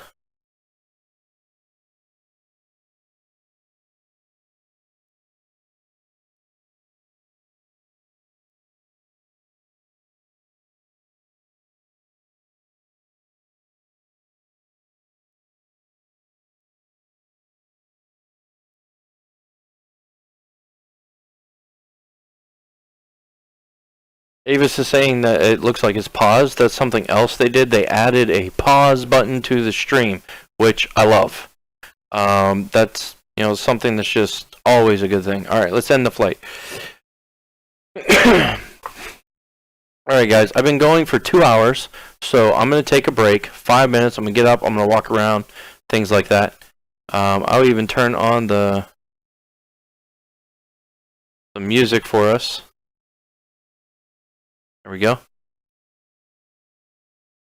I'm gonna take a 5-minute break. You put the menu here. Turn on a little background. And I need to put my airplane back where I used to have it. Whoosh, right there. Perfect. Almost. Actually, I do. I like it right there. So that's where we're going to leave it. But yeah, I'm going to head off for my 5-minute break. I'll be back 5 minutes. I'm going to get a drink, use the restroom, walk around a little bit, and stretch my legs. So I hope to see you guys back in 5 minutes.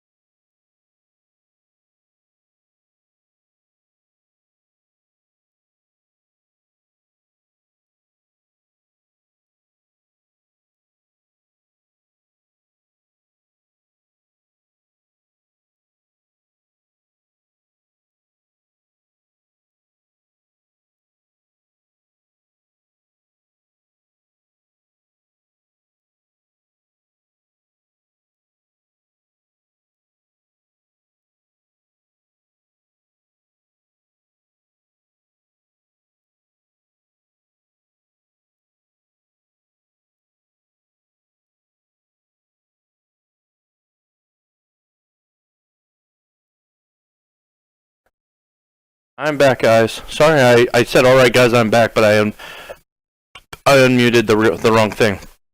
Avis left me a note. Says he got the system back up and running. He had to restart his computer. Avis, glad to hear it. Hope you're still sticking around. Stephen Terracone, thank you so much. Hi, how you doing? Welcome to Eden. I am Wings, and this is the Friday Night Flight. We've been doing lessons. So turn off the background, the airplane, the break logo, and the break and text because we're done with our break. And I'm going to shut off the menu music while we're actually talking. I left it on before because it's great music while I'm on my break. So, Steven, welcome to the stream. We've been doing Learning Center flight lessons for the student pilot. We did 1, 2, 3, and 4. So we did straight level flight, we did turns, we did climbs and descents, and slow flight. I'm going to save takeoffs, landings, and the first solo for next Friday. And instead, at the second half of the stream, we're going to jump over, we're going to do some missions. Because the missions are a lot of fun. Now, we did a whole bunch of them last week. So we did the first takeoff, basics of flight, find your way, ground ops, approaching an airport, mountain flying. We did not do soaring, jets, or basics, takeoffs, or landings. Then we did all the, most of the beginner ones. So everything from, we did tutorials 1 through 6 is what we did. And we also did Game Park Patrol. So this is one where you go to a national park in Zimbabwe, and it takes about 45 minutes, and you have to help the rangers find a missing elephant, a missing baby elephant. And if you would like to see that, you can see it in the VOD section on my Mixer.com channel, formerly known as Beam. It is also loaded up to YouTube. But tonight we're going to do something else. I have no idea what. Unless you guys really just want to see me struggle, I will probably never do any of the helicopter missions or training because, to be perfectly frank about it, I have no desire to fly a helicopter.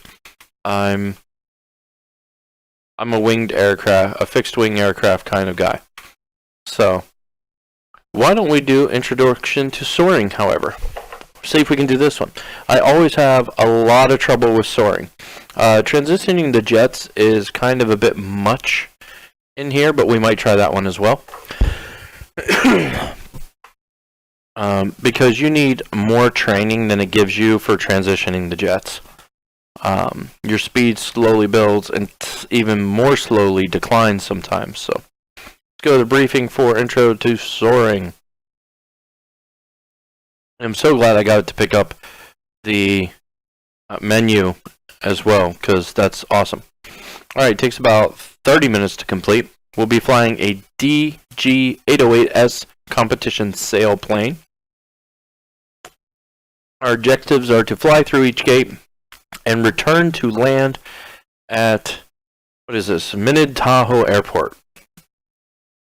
Alright, let's give it a shot.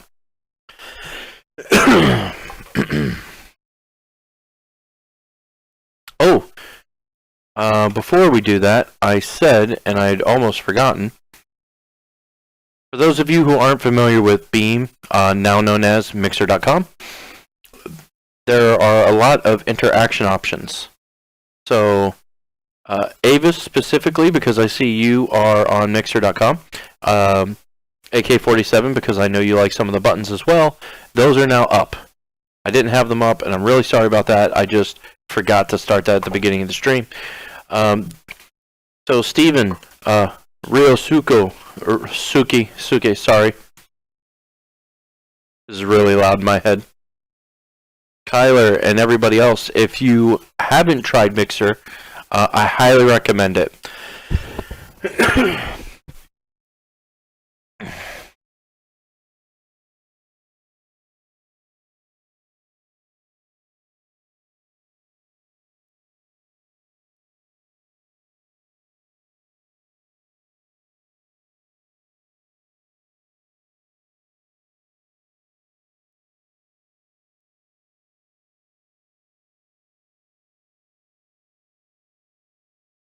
Control Shift Y.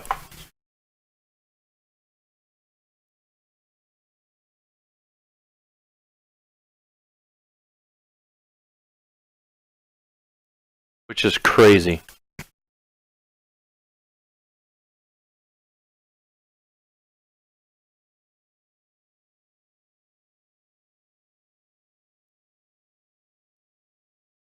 We're using rudder to try and stay behind the plane.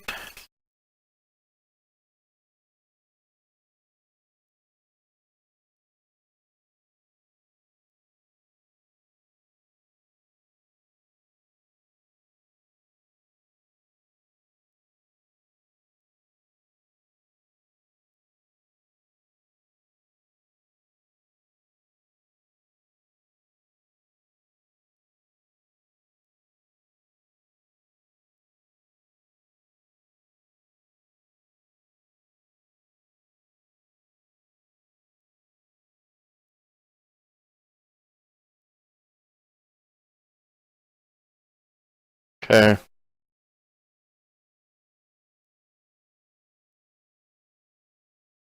Yeah, okay.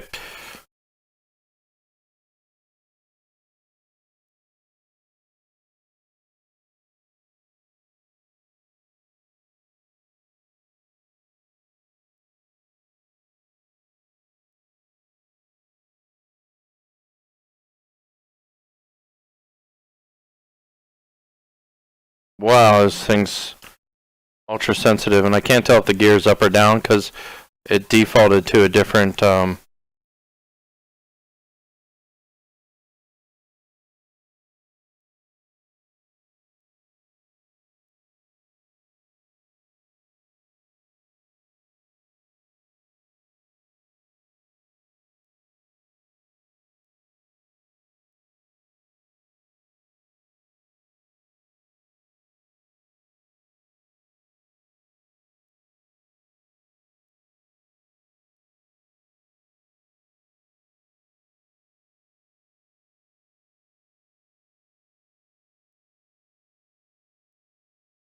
Okay, so how do we click out and when? I think you said 2,500 feet. Is that right?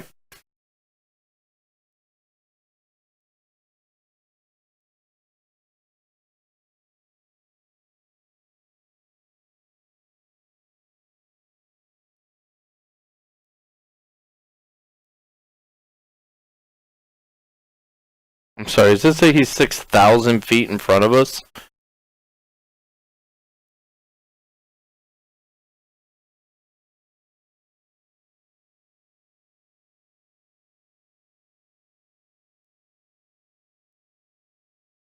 Something I noticed is on my yoke, I apparently have two. In fact, you know what? I'll pause and I'll fix it. I apparently have two sets of controls, or two buttons, controlling the landing gear. For some reason, my left stick, which should change to the exterior view whenever I want to use the panoramic, which I was trying to do a minute ago, as well as my toggle.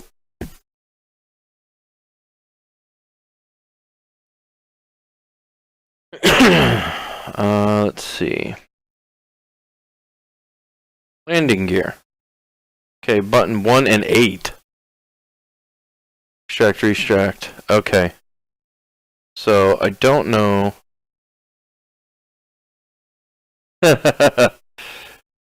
You suck! Yeah, I know I do. Was that you, Avis? Or did somebody else just show up? Who's trolling me? Okay, so G, which I know we're not hitting, button 8. So let's new assignment and make sure it's on this one. Yeah. Okay, so it was on 8. I don't know why. Okay, let me. It might be me. You might be you. It says I might be me. Button 7, release droppable objects. Interesting.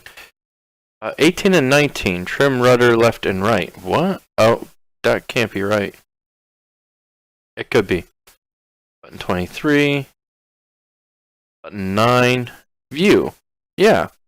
So right here, view changing on the joystick was button 9. I don't know why it was also raising and lowering. I have a yes or no question for you. Well, what if I don't want to give a yes or no answer? Give it to me. Let's see what you got.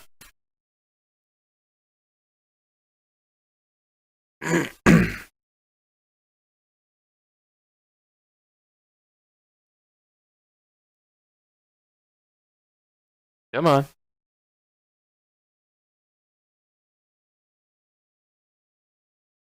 Possibly.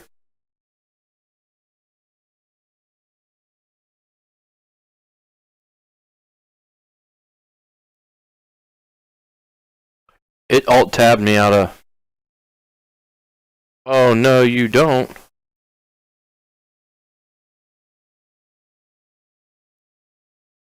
It alt-tabbed me out of Flight Simulator, guys. So I don't know what's going on. It says it's trying to launch the game. Yeah, I know it's already launched. I didn't ask you to launch. I just asked you to go to it. Load up my game, guys. Come on. Oh, come on. No, I'm not being lured into a trap. Here's a tip for you, okay? Here's something that happened when I was a teenager in high school. We had an instructor, sorry, one of our professors liked to explain to us how stupid we were and how we could never follow simple instructions. So he took a piece of paper and handed out a blank sheet of paper to everybody. Told us to put our names, to do this, to do that, date it, things like that. Put our name in the bottom right corner, pass it up to the front. And he was like, excellent, now I just have a signed dated contract by every one of you. And it was completely blank, and he could have put anything in. It was a lesson in gullibility. So there is no way that I'm just going to give you a yes or no answer without an actual question. All right, let's unpause. Let's fly this glider.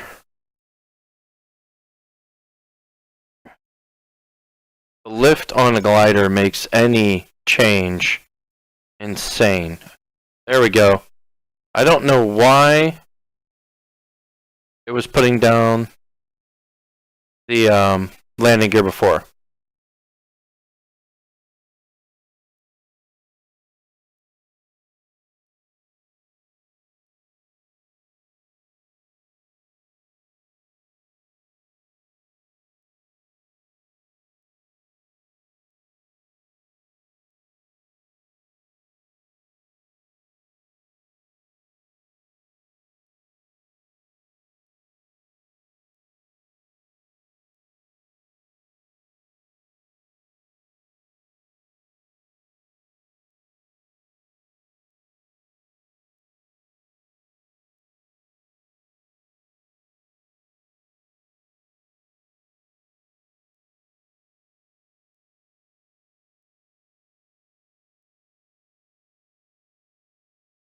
We just hit the edge of the thermal.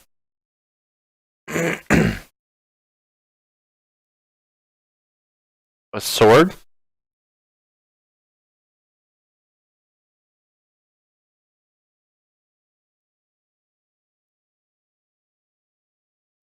Yeah, let's give it a lot of nose up because this is getting me in.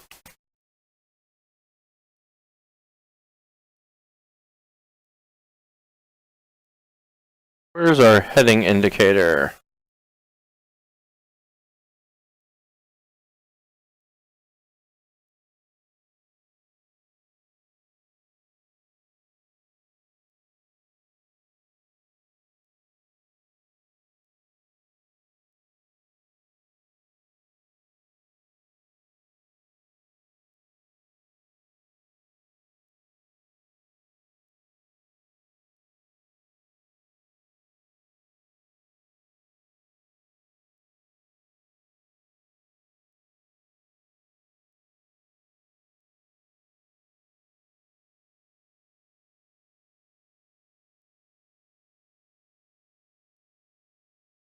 Okay, I have to see what straight and level flight looks like in this thing, guys.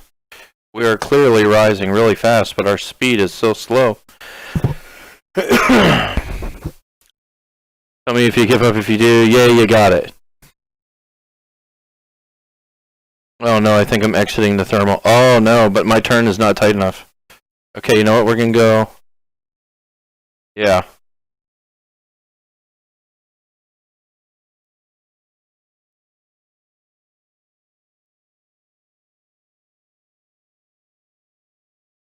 Okay, we made it up to 8. There was another thermal over here, but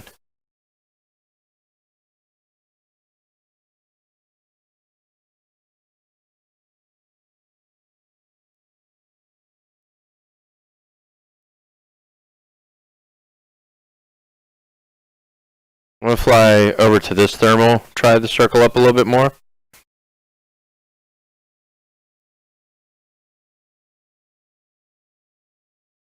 Avis, you missed the beginning of the stream, man. We have people from everywhere tonight.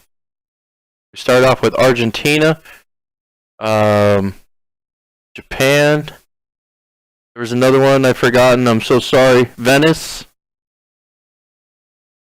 Really cool. And then we have AK-47. I have a gyrocopter in real life or in the game, because that's kind of cool and a lot of work.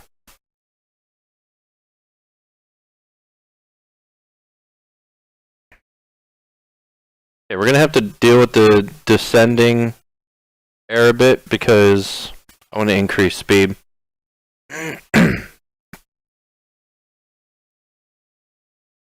Oh, we got a little bit of lift.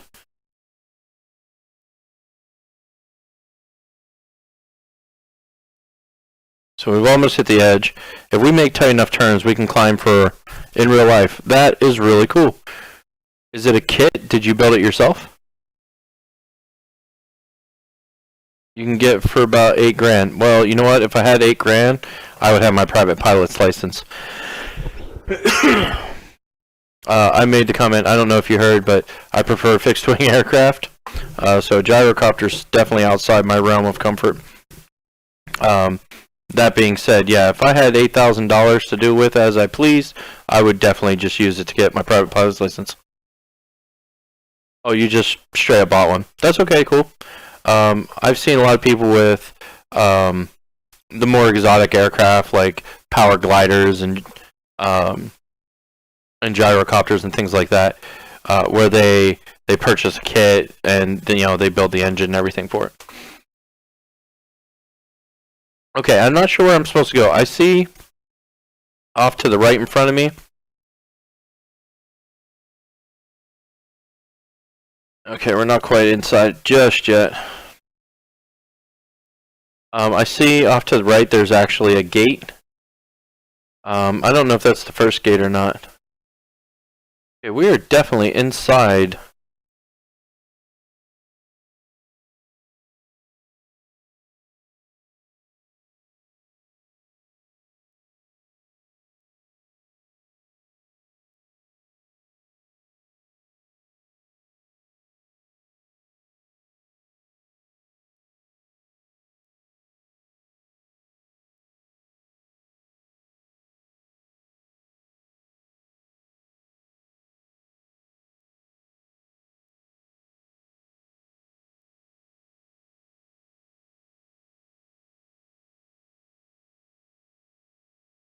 Did I?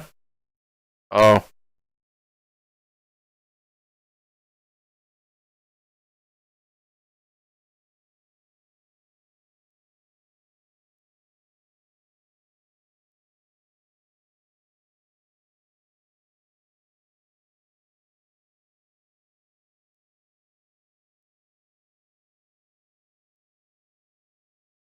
If you buy one, you have to spend 2K on repairs, so it's safe to fly. You got 90 mile an hour and can fly at top speed of 150. That's really cool.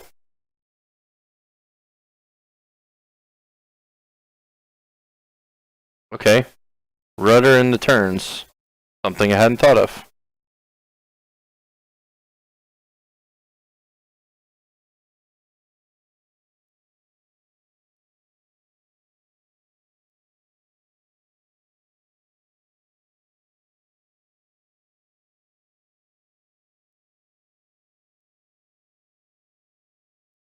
We're not going to fall out of the sky because we have so much lift. And you need a license, like pilot license. Yeah, that's another 10 grand. At least here in the United States, you average about $10,000 for a private pilot license. It can vary a lot. It depends on your skill level and your knowledge level and a whole bunch of other stuff. The cost of lessons in your area, cost of fuel in your area, the type of plane you fly. So it says the gate's at 8,300 feet.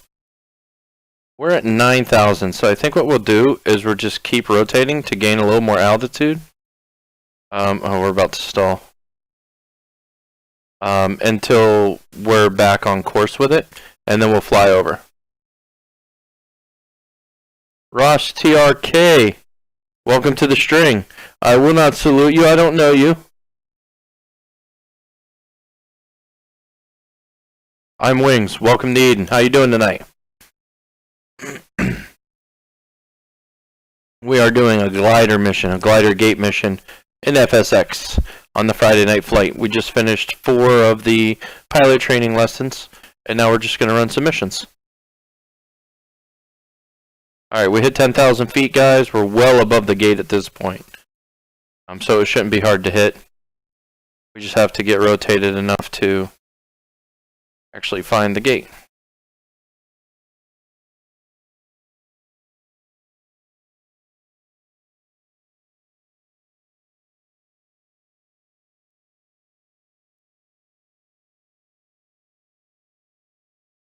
One, two, three. I'm guessing it's the... Oh, no, I see it. It's right below us. Okay. Woo, easy, easy, easy, easy, girl. She is super sensitive.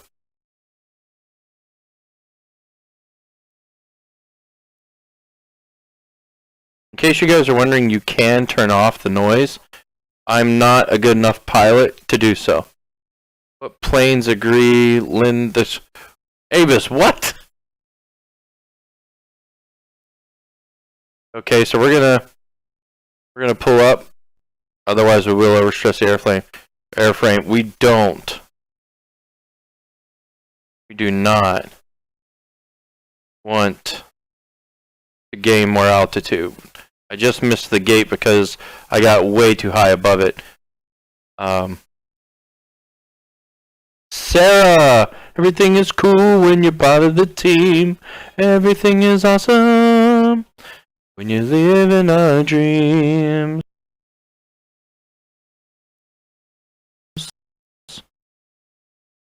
Welcome to the stream, Sarah.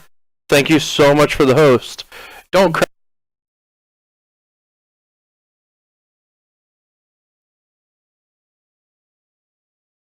I'm not going to crash. I'm 10,000 feet in the air. I'm having trouble getting down. I'm stuck on the edge of a thermal vent. It keeps forcing me up, and I have to get down to 8,300 feet. But the airplane can't handle the speeds.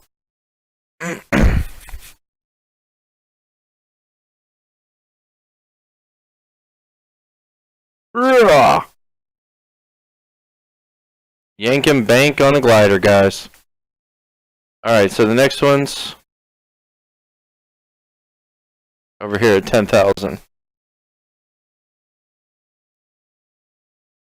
Life is like a hurricane here in Duckburg. Race cars, lasers, aeroplanes. Wow.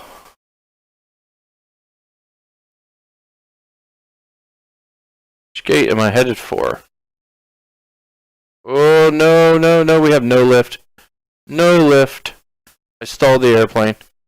I wasn't paying attention. I was reading the chat. Where's the game audio? You should not be having a problem with game audio.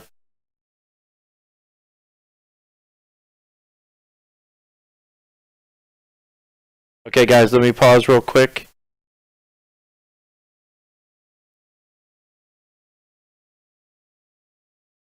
I'm just checking the audio.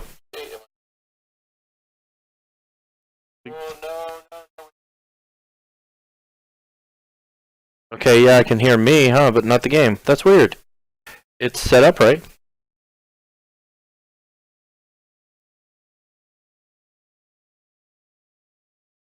Go back to my earphones.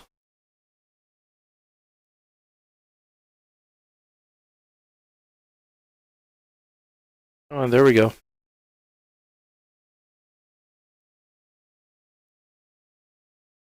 hopefully this fixes it, Avis. Thank you for letting me know it wasn't working. If it doesn't, I may have to restart the program. We had a lot of Alt-Tab issues where it kicked me out, but didn't close the game. That will get stuck in your head now. Yeah, it definitely will. Thanks for that. I appreciate it, sir. How you doing tonight? Did you just finish up streaming, or are you streaming tonight? I see you have a nice purple name.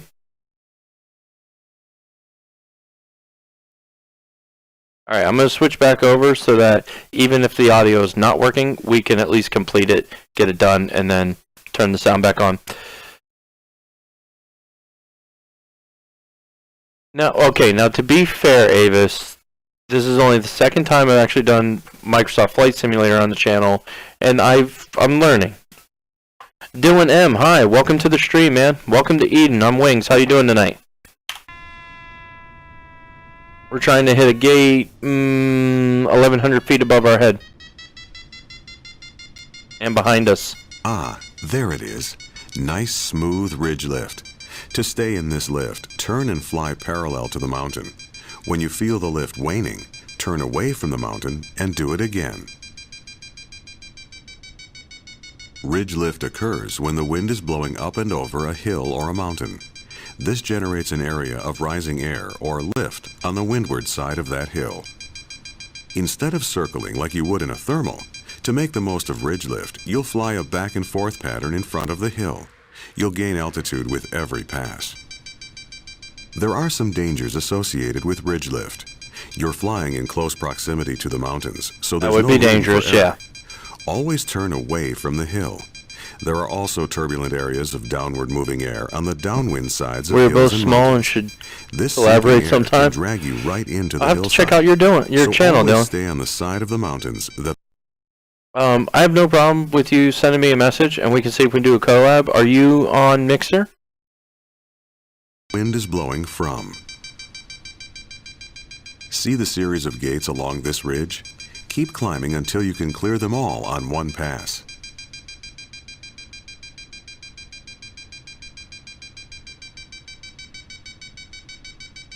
I'm hoping this is the first gate.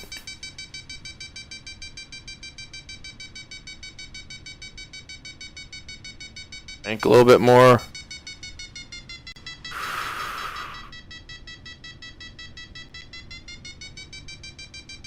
Come on. There's one gate. I so wish I had a VR system for this. It doesn't do much good with the face cam, but you hear it now. Awesome. Avis, thank you. I'm glad it's working.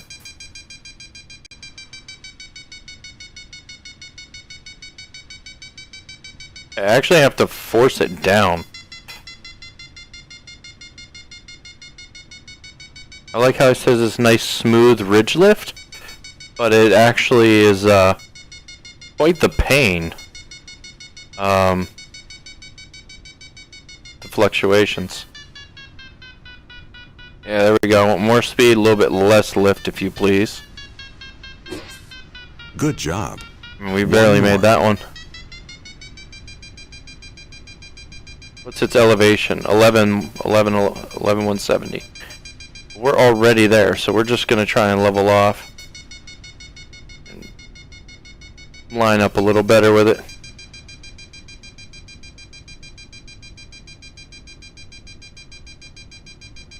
But yeah, Dylan, send me a message, and hopefully I'll remember to check my messages, because I'm terrible at it. Nicely done. And I'll check out your channel and see if our content aligns up. Head west over the ridge toward Lake Tahoe. See the last set of gates? Head in that direction. Trim the glider to fly at 100 knots.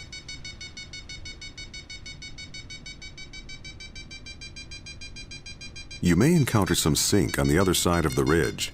Just head west. There's plenty of lift on the other side. Yeah, he said trim it to fly at 100. To know about is wave lift. 4. Wave lift is similar to ridge lift, except it occurs much higher up, above and behind the ridge line. When air is disturbed, it acts a lot like water and creates ripples and waves. As an air mass moves up and over a mountain range, it pushes the air above it up and out of the way. This disturbance causes a wave motion that can extend out many miles. This is wave lift. Keep in mind, though, that the air masses between the waves are sinking. Many soaring altitude and distance records Got a have plane been out set there. after finding a good wave. It's a rare day you find a good wave, and today the winds are just right. Of Just course keep they are. going west and watch for smooth rising air. Let me get the mouse off the thing. Alright, so we're headed over there. I assume we're supposed to fly up using the thermals in the lift areas. So, there's a Mooney Bravo coming in. I don't think they'd want us to descend through the gates, but maybe.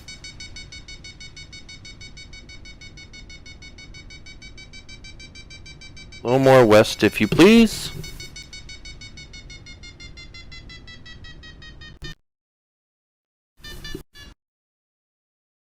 Oh, I lost all my lift.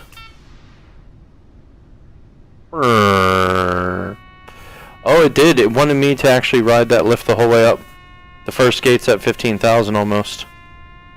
So we'll have to adjust back over so we get a little bit more of the lift.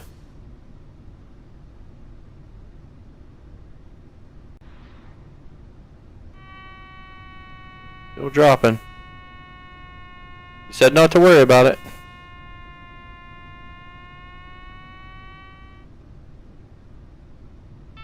He also said trim it for 100 knots.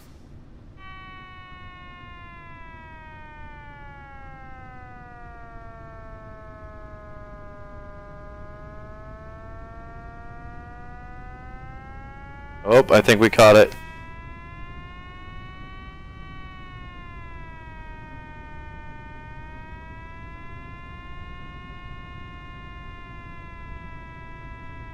I'm still trimming it for the speed.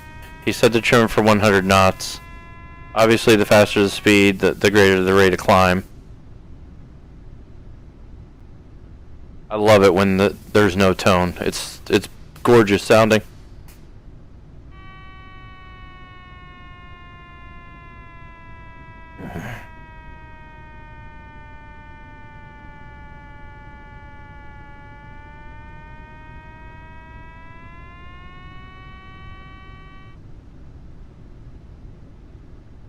Okay, there it is. A nice smooth wave of rising air. There it goes. Slow again to 80 knots to get the most out of it.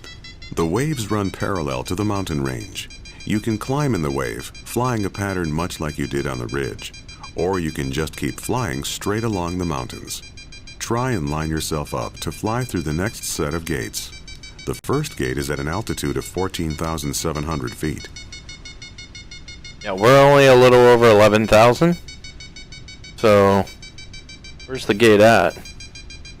Oh, it's there. Okay, so I think they actually want me to bank, which we are going to do. Ready Full to learn rudder. some more about this glider? Get it tight. A heavier aircraft penetrates the air better as it has more inertia. This means more speed. Many racing sailplanes carry ballast so they can fly faster. Ballast is weight added to the aircraft in the form of water. This extra weight means the glider won't thermal as well, so sometimes in low lift areas you'll need to drop that extra weight.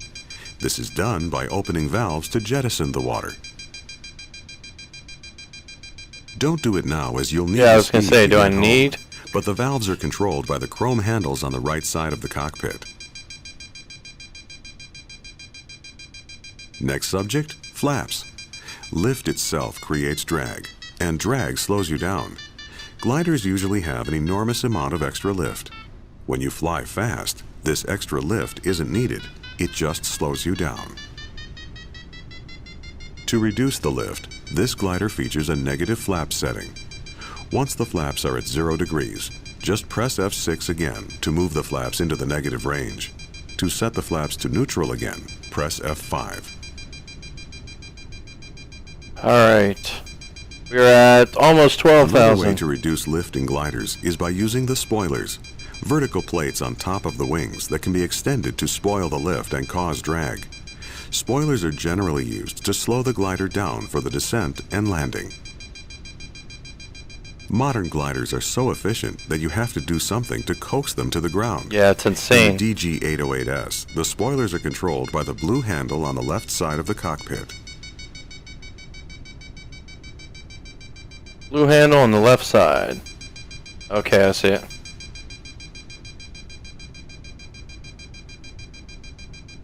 Okay, it really wants me to turn around. I don't want to do that yet. We haven't even hit 12, and we have to get to 15. Actually, we are going to do that. Let's turn around real quick. A little too much. You need to keep the wings flat. That's better. So we're going to turn around because I think we have to come through the high one and then down. I think they want us to descend through them.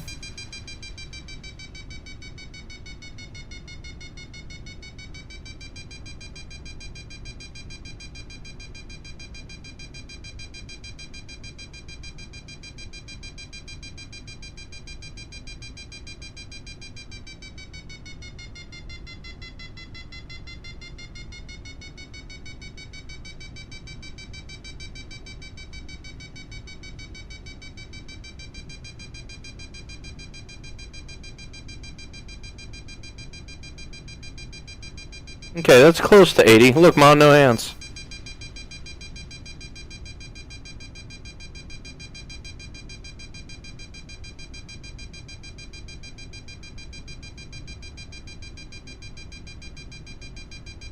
And if I remembered how, I would shut off just the sound.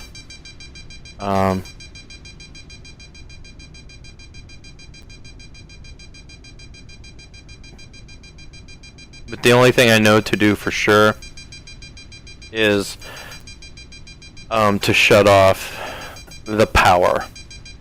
And you can still operate the plane with power because it's a pulley lever system. However,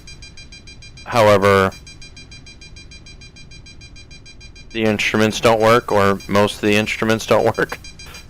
So, alright, so we need to be at 14.7. That is well below us. Am I missing the proper gate? No, it says it's super close at 14,700.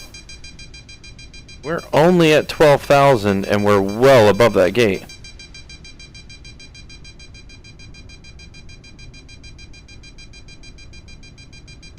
Okay, so I'm done climbing.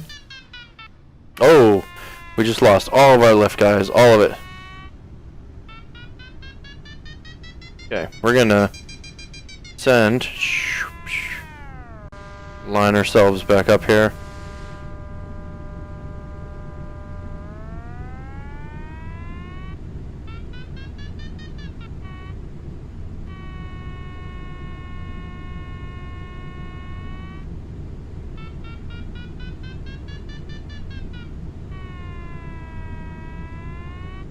Wonder if we can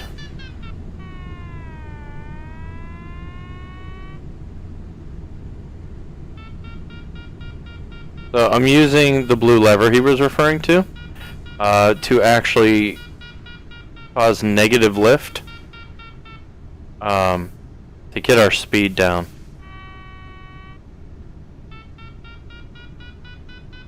Okay,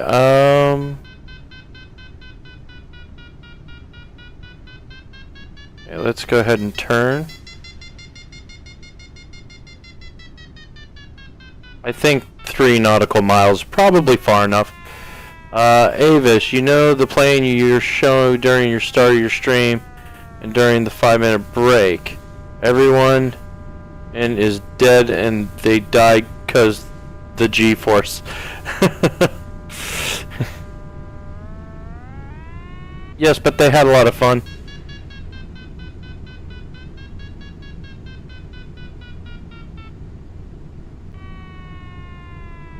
It says it's at 14,000 feet, but it wasn't anywhere near that, so hoping.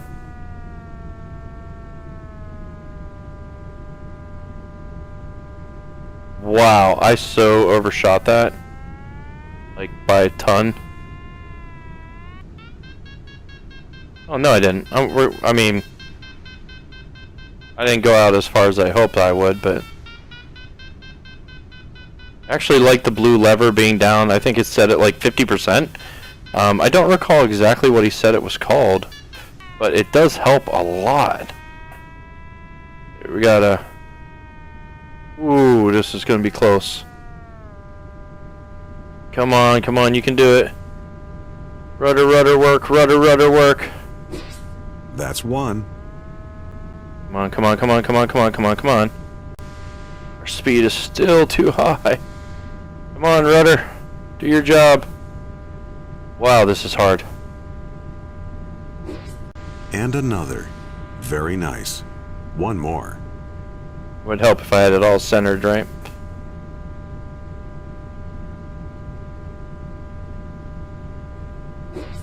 That's it.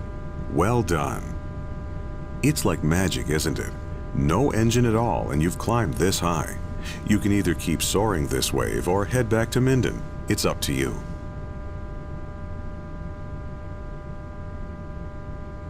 Okay, so that's it. We made the goal. It looks like there's an option to land, so we're gonna go ahead and try it. I have that negative flaps, I believe, is the blue lever. That's what keeps highlighting when I go to touch it. So it's 12 nautical miles away at 5,000 feet, and we're at 12,000. Honestly, quite slowly descending. So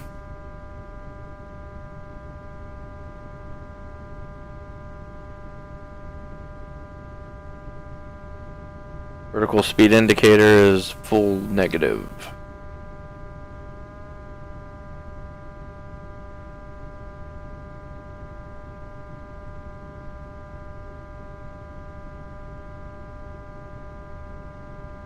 You don't know that they necessarily vomited. Be nice, Avis. I like my little GIF and I'm keeping it. Too bad. Alright, does anyone see the airport? Supposedly it's right in front. Oh, I see it. Where's the actual airfield? I think that might just be a road. Could be the airfield, but I'm not positive. Oh, nope. It's starting to come in view. We just have to get closer. Okay.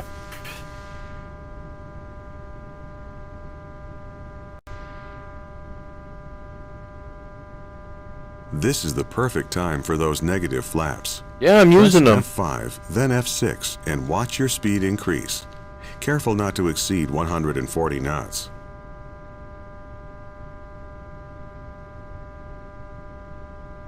Yeah, so we're at like 71% negative flaps. It is a really, really cool feature. It's not something even... Sounds like fun, right? It's not something that I was even actually aware. Even though I've done this simulator before, I haven't done it very successfully. You saw how out of control it was trying to get those last 3 gates.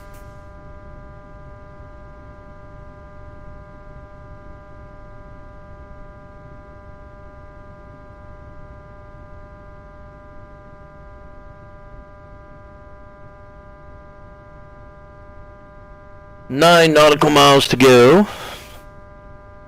And roughly 5,000 feet. And once we cross over this ridge, we're probably going to end up in an updraft.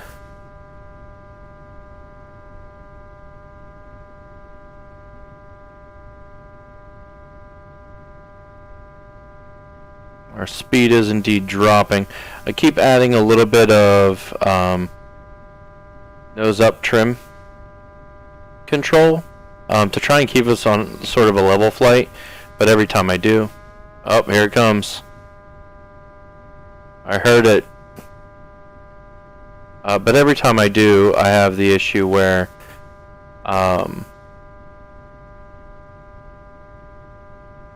we're just starting to lose speed too much, and I clearly am having trouble. Like when it's inside the thermals, and along the ridge is even easier. Maintaining that 80 knots or close to the 80 knots, maybe 75. Actually, it looks more like 77 because I didn't realize that it went in increments of 10. It becomes like super easy. Okay, I think I'm actually going to...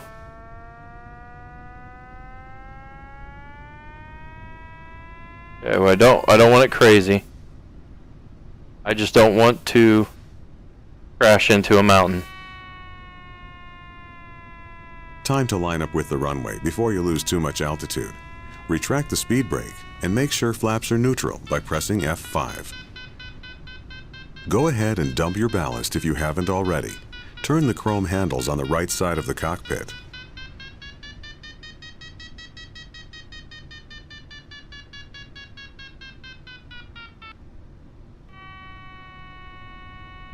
Dump your ballast. Which one was the ballast? This one? Nope, that's the power switch.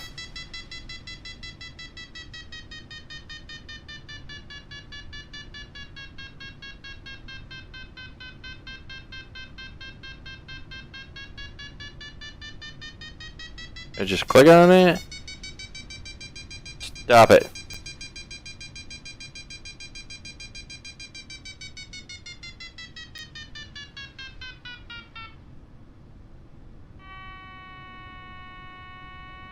Speed brake lever. Okay, it's a speed brake is what it is. All right, almost home. With this much extra altitude, you'll need some help getting down quickly. Fully extend the speed brakes by pressing the slash key and lower the nose to maintain at least 80 knots in the descent. For now, head right over the airport. That way you can make sure the runway is clear. Sounds like a plan. Over the airport, make sure runway's clear. Nose down to 80. That's an insane nose down.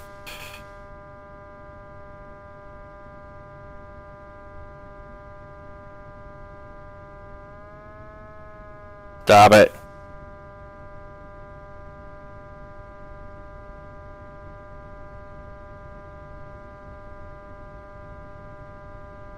I am like nose diving down a cliff. This is what this looks like.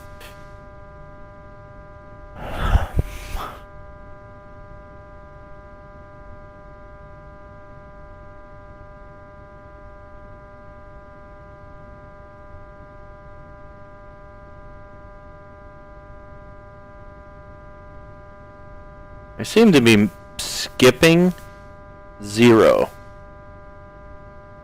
Flap switch 17.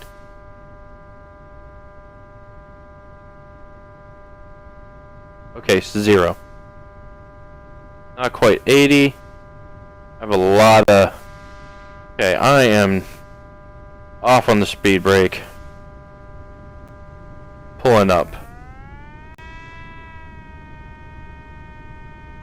Okay, so I need to get...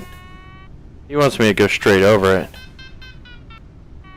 It says it's at 5,000 feet and I'm down at 6. So I'll be lucky if I can make it around. I'm gonna try. I'm gonna try and make it around and land.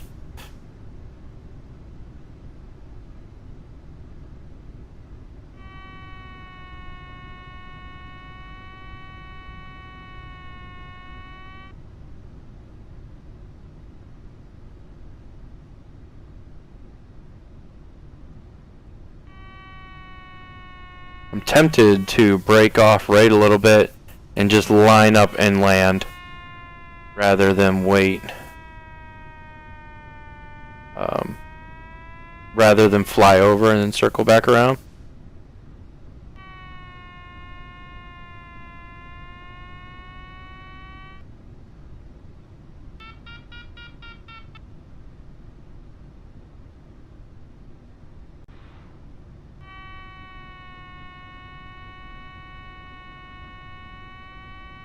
So when I go to land, do I need to put on negative flaps? Approach the airport from the north and land on runway 12G. Use the grass strip so you're not in the way of powered aircraft. Are you kidding me? See that small grass strip next to runway 30? No, I really That's where don't. you'll put it down. Looks clear. Go ahead and turn north. I've already turned north. But I don't see the grass strip he's referring to. I think it's way over there. Ooh, no you don't. You don't just try and kill me, that's not fair. We're only 500 feet above the ground. If we get a little bit of extra lift, I'm all for it. Okay, turn around and get lined up for landing.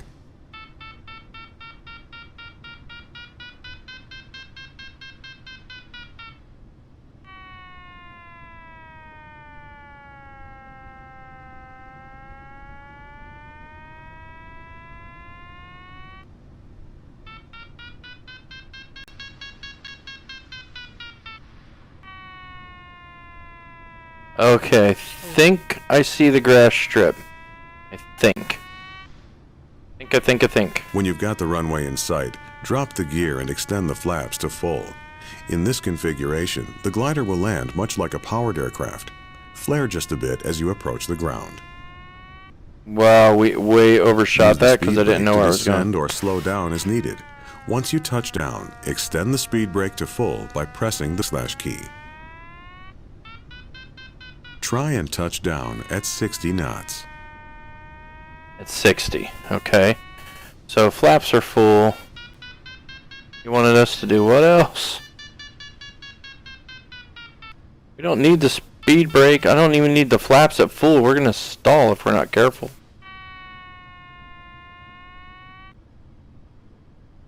Come on, relax. There we go. That's a little better. Having so much trouble getting lined up in this glider. No! Don't start that nonsense.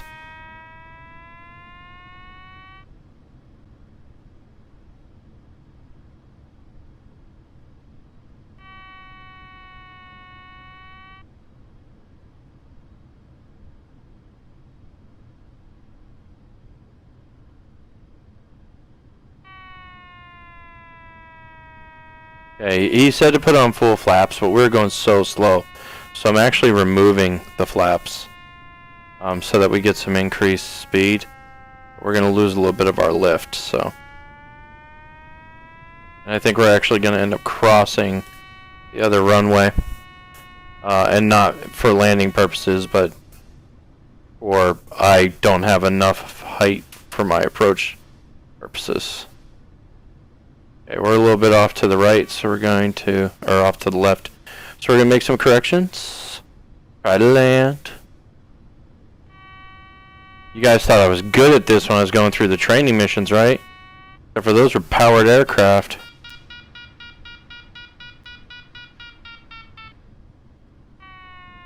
Okay.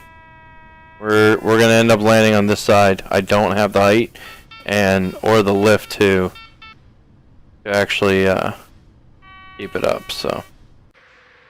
Okay. The good news is the landing gear is down. We are too high. We are going to stall. So it's at 5,025. We're at 5,000. Where are we? Oh, here we go. Okay, or there can be a ridiculous thermal right there.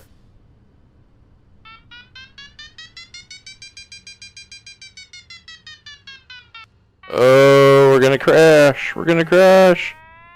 Tiny flare, no? Almost there. There we go. Not bad. Oh, that's our mission thing. I didn't want that. I wanted the brakes.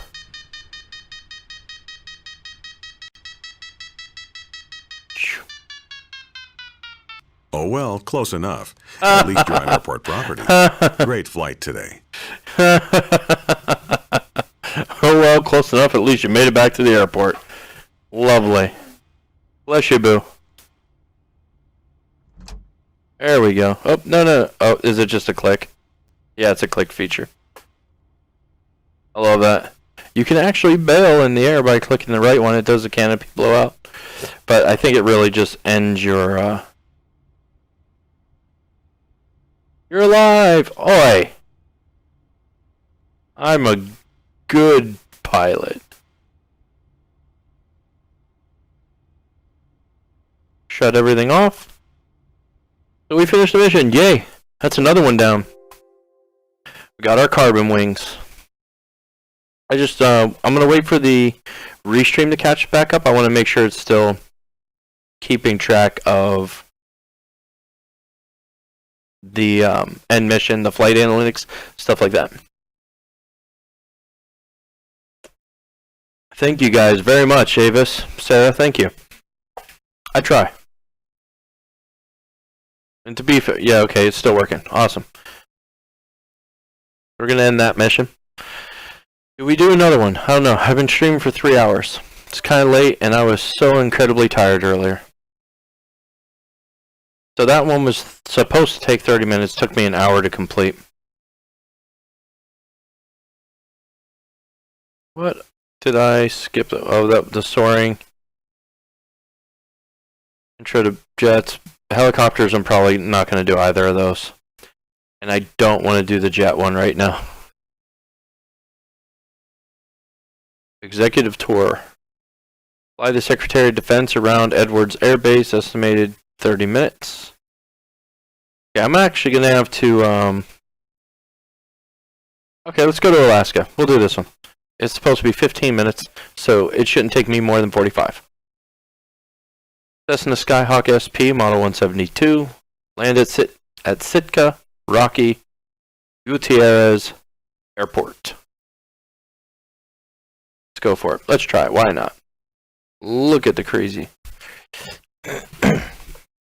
So Avis, Sarah, everybody on YouTube, how are you guys all doing tonight? What are you up to? What are your plans for the Memorial Day weekend if you're in the United States? If you're outside the United States, what are your plans for your weekend? Some of you already would have started your weekend.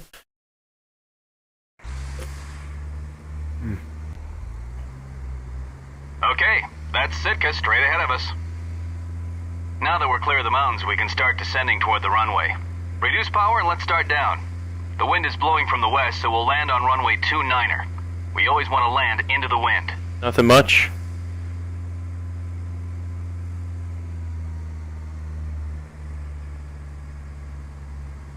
Cessna C. What was it? Traffic. Caravan 25 Tango is on right base for runway 29er. See that Cessna Caravan out there? We can follow him all the way to the airport. I'll announce our position so he knows we're here. Sitka traffic, Cessna 6 Charlie Mike, 8 miles southeast. We'll be straight in for runway 29er. We have the caravan in sight.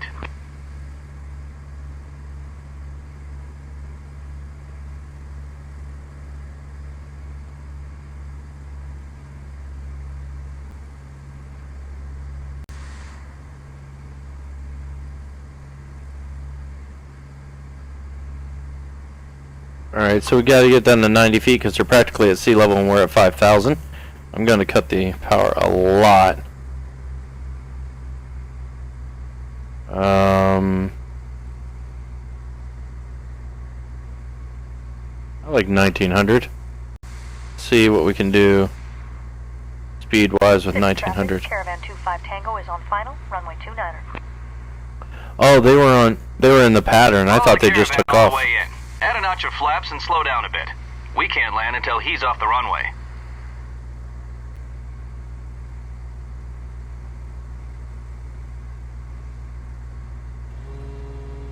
There's our flaps.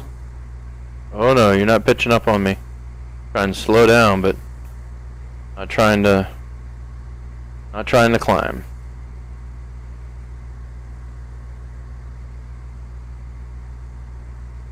Okay, maneuver is necessary to start lining up with the runway.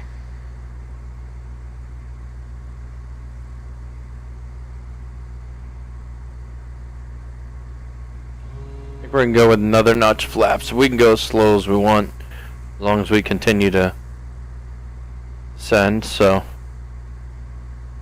I like how he says maneuver is necessary, where you would actually have to get into like a real pattern. He's like, well, you know what? Do whatever you want. It's fine.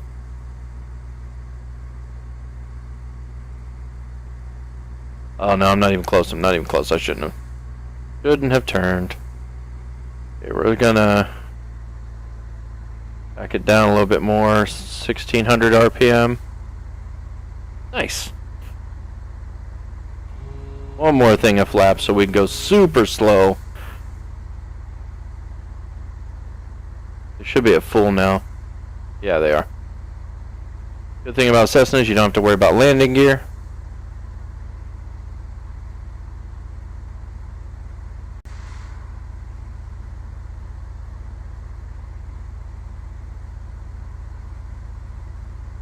You got 2 white lights on the Vassie. Who can tell me what that means?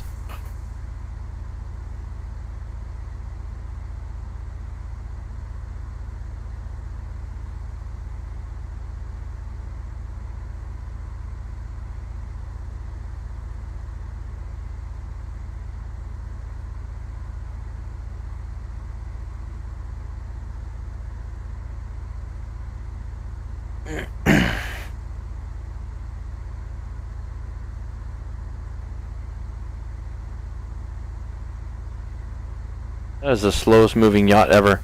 It means you just lost an engine. That's not what it means. Sarah, what is a Vassie? It's V-A-S-I. V-A-S-I. What's Vassie? Do you know? Does anyone know?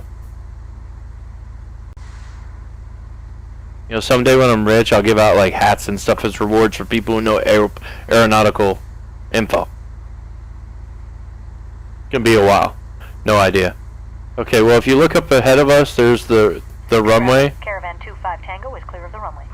That has 2 big white lights at the end of it. Runway is ours.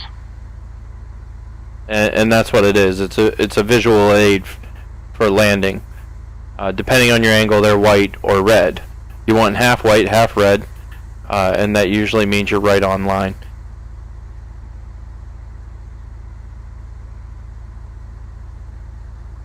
I have 2 white, which means I'm really high. Doing good with no engine. I have an engine.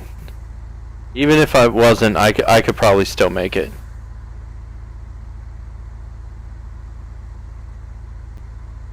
Slow to 65 knots and add the rest of the flaps as we slow down. Let's maintain 65 knots on final. Sitka traffic, Cessna 6 Charlie Mike on final for runway 29er. Okay, we're gonna hold the nose up a bit, add some trim.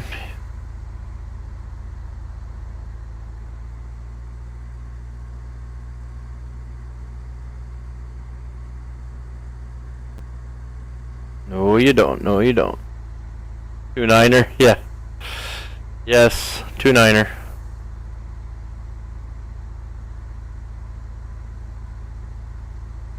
So it said 91 feet, and I am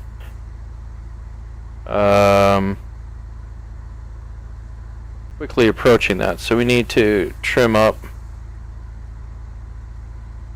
Come on, up a little bit of power. There we go. 1 white, 1 red. Now we're dead. There is a goofy ditty like that.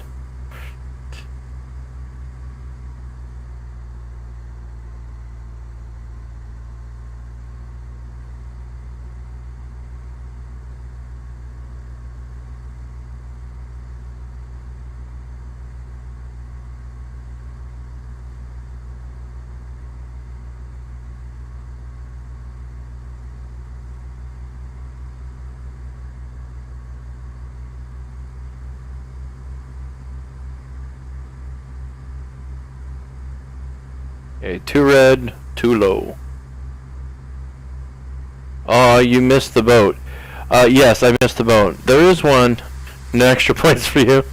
There actually is a mission. I don't know if you were here the one day where you have to like chase down a boat. Okay, we want to stop descending. We're already only 10 feet over the runway. Come on. It's getting choppy. It's that stupid boat.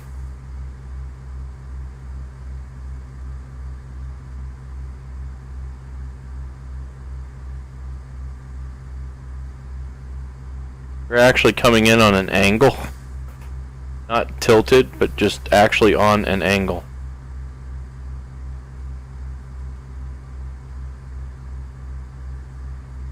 Okay, we're just going to cut the engine entirely. Close to a stop. Nice. Nice landing.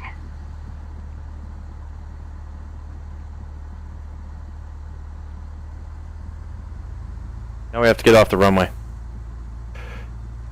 Sarah, I may not have got the extra points, but at least I'm alive.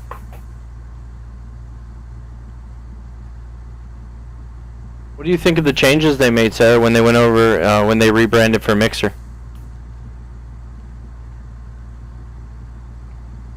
I would suggest we co-stream, but I don't have any of the games you have. Like, we can't play Skyrim multiplayer, we can't play Fallout. Okay, we're gonna... Rake! Rake! I'm gonna go through the grass, forget it.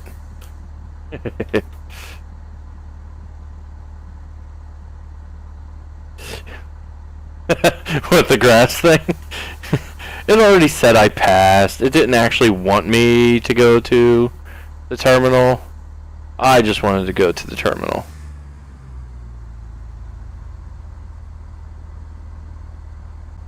Also, when you're taxiing in the game, you really need to be in a...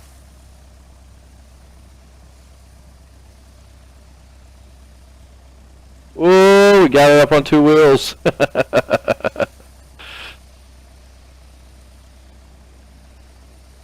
There we go.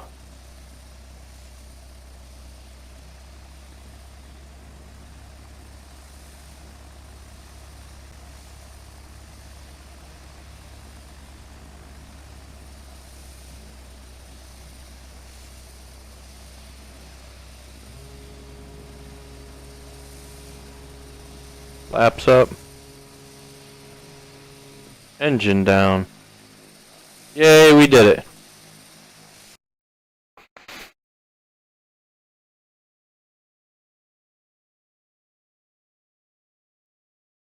Alright guys, I think that was probably my last one for the night. I've been going a little over 3 hours.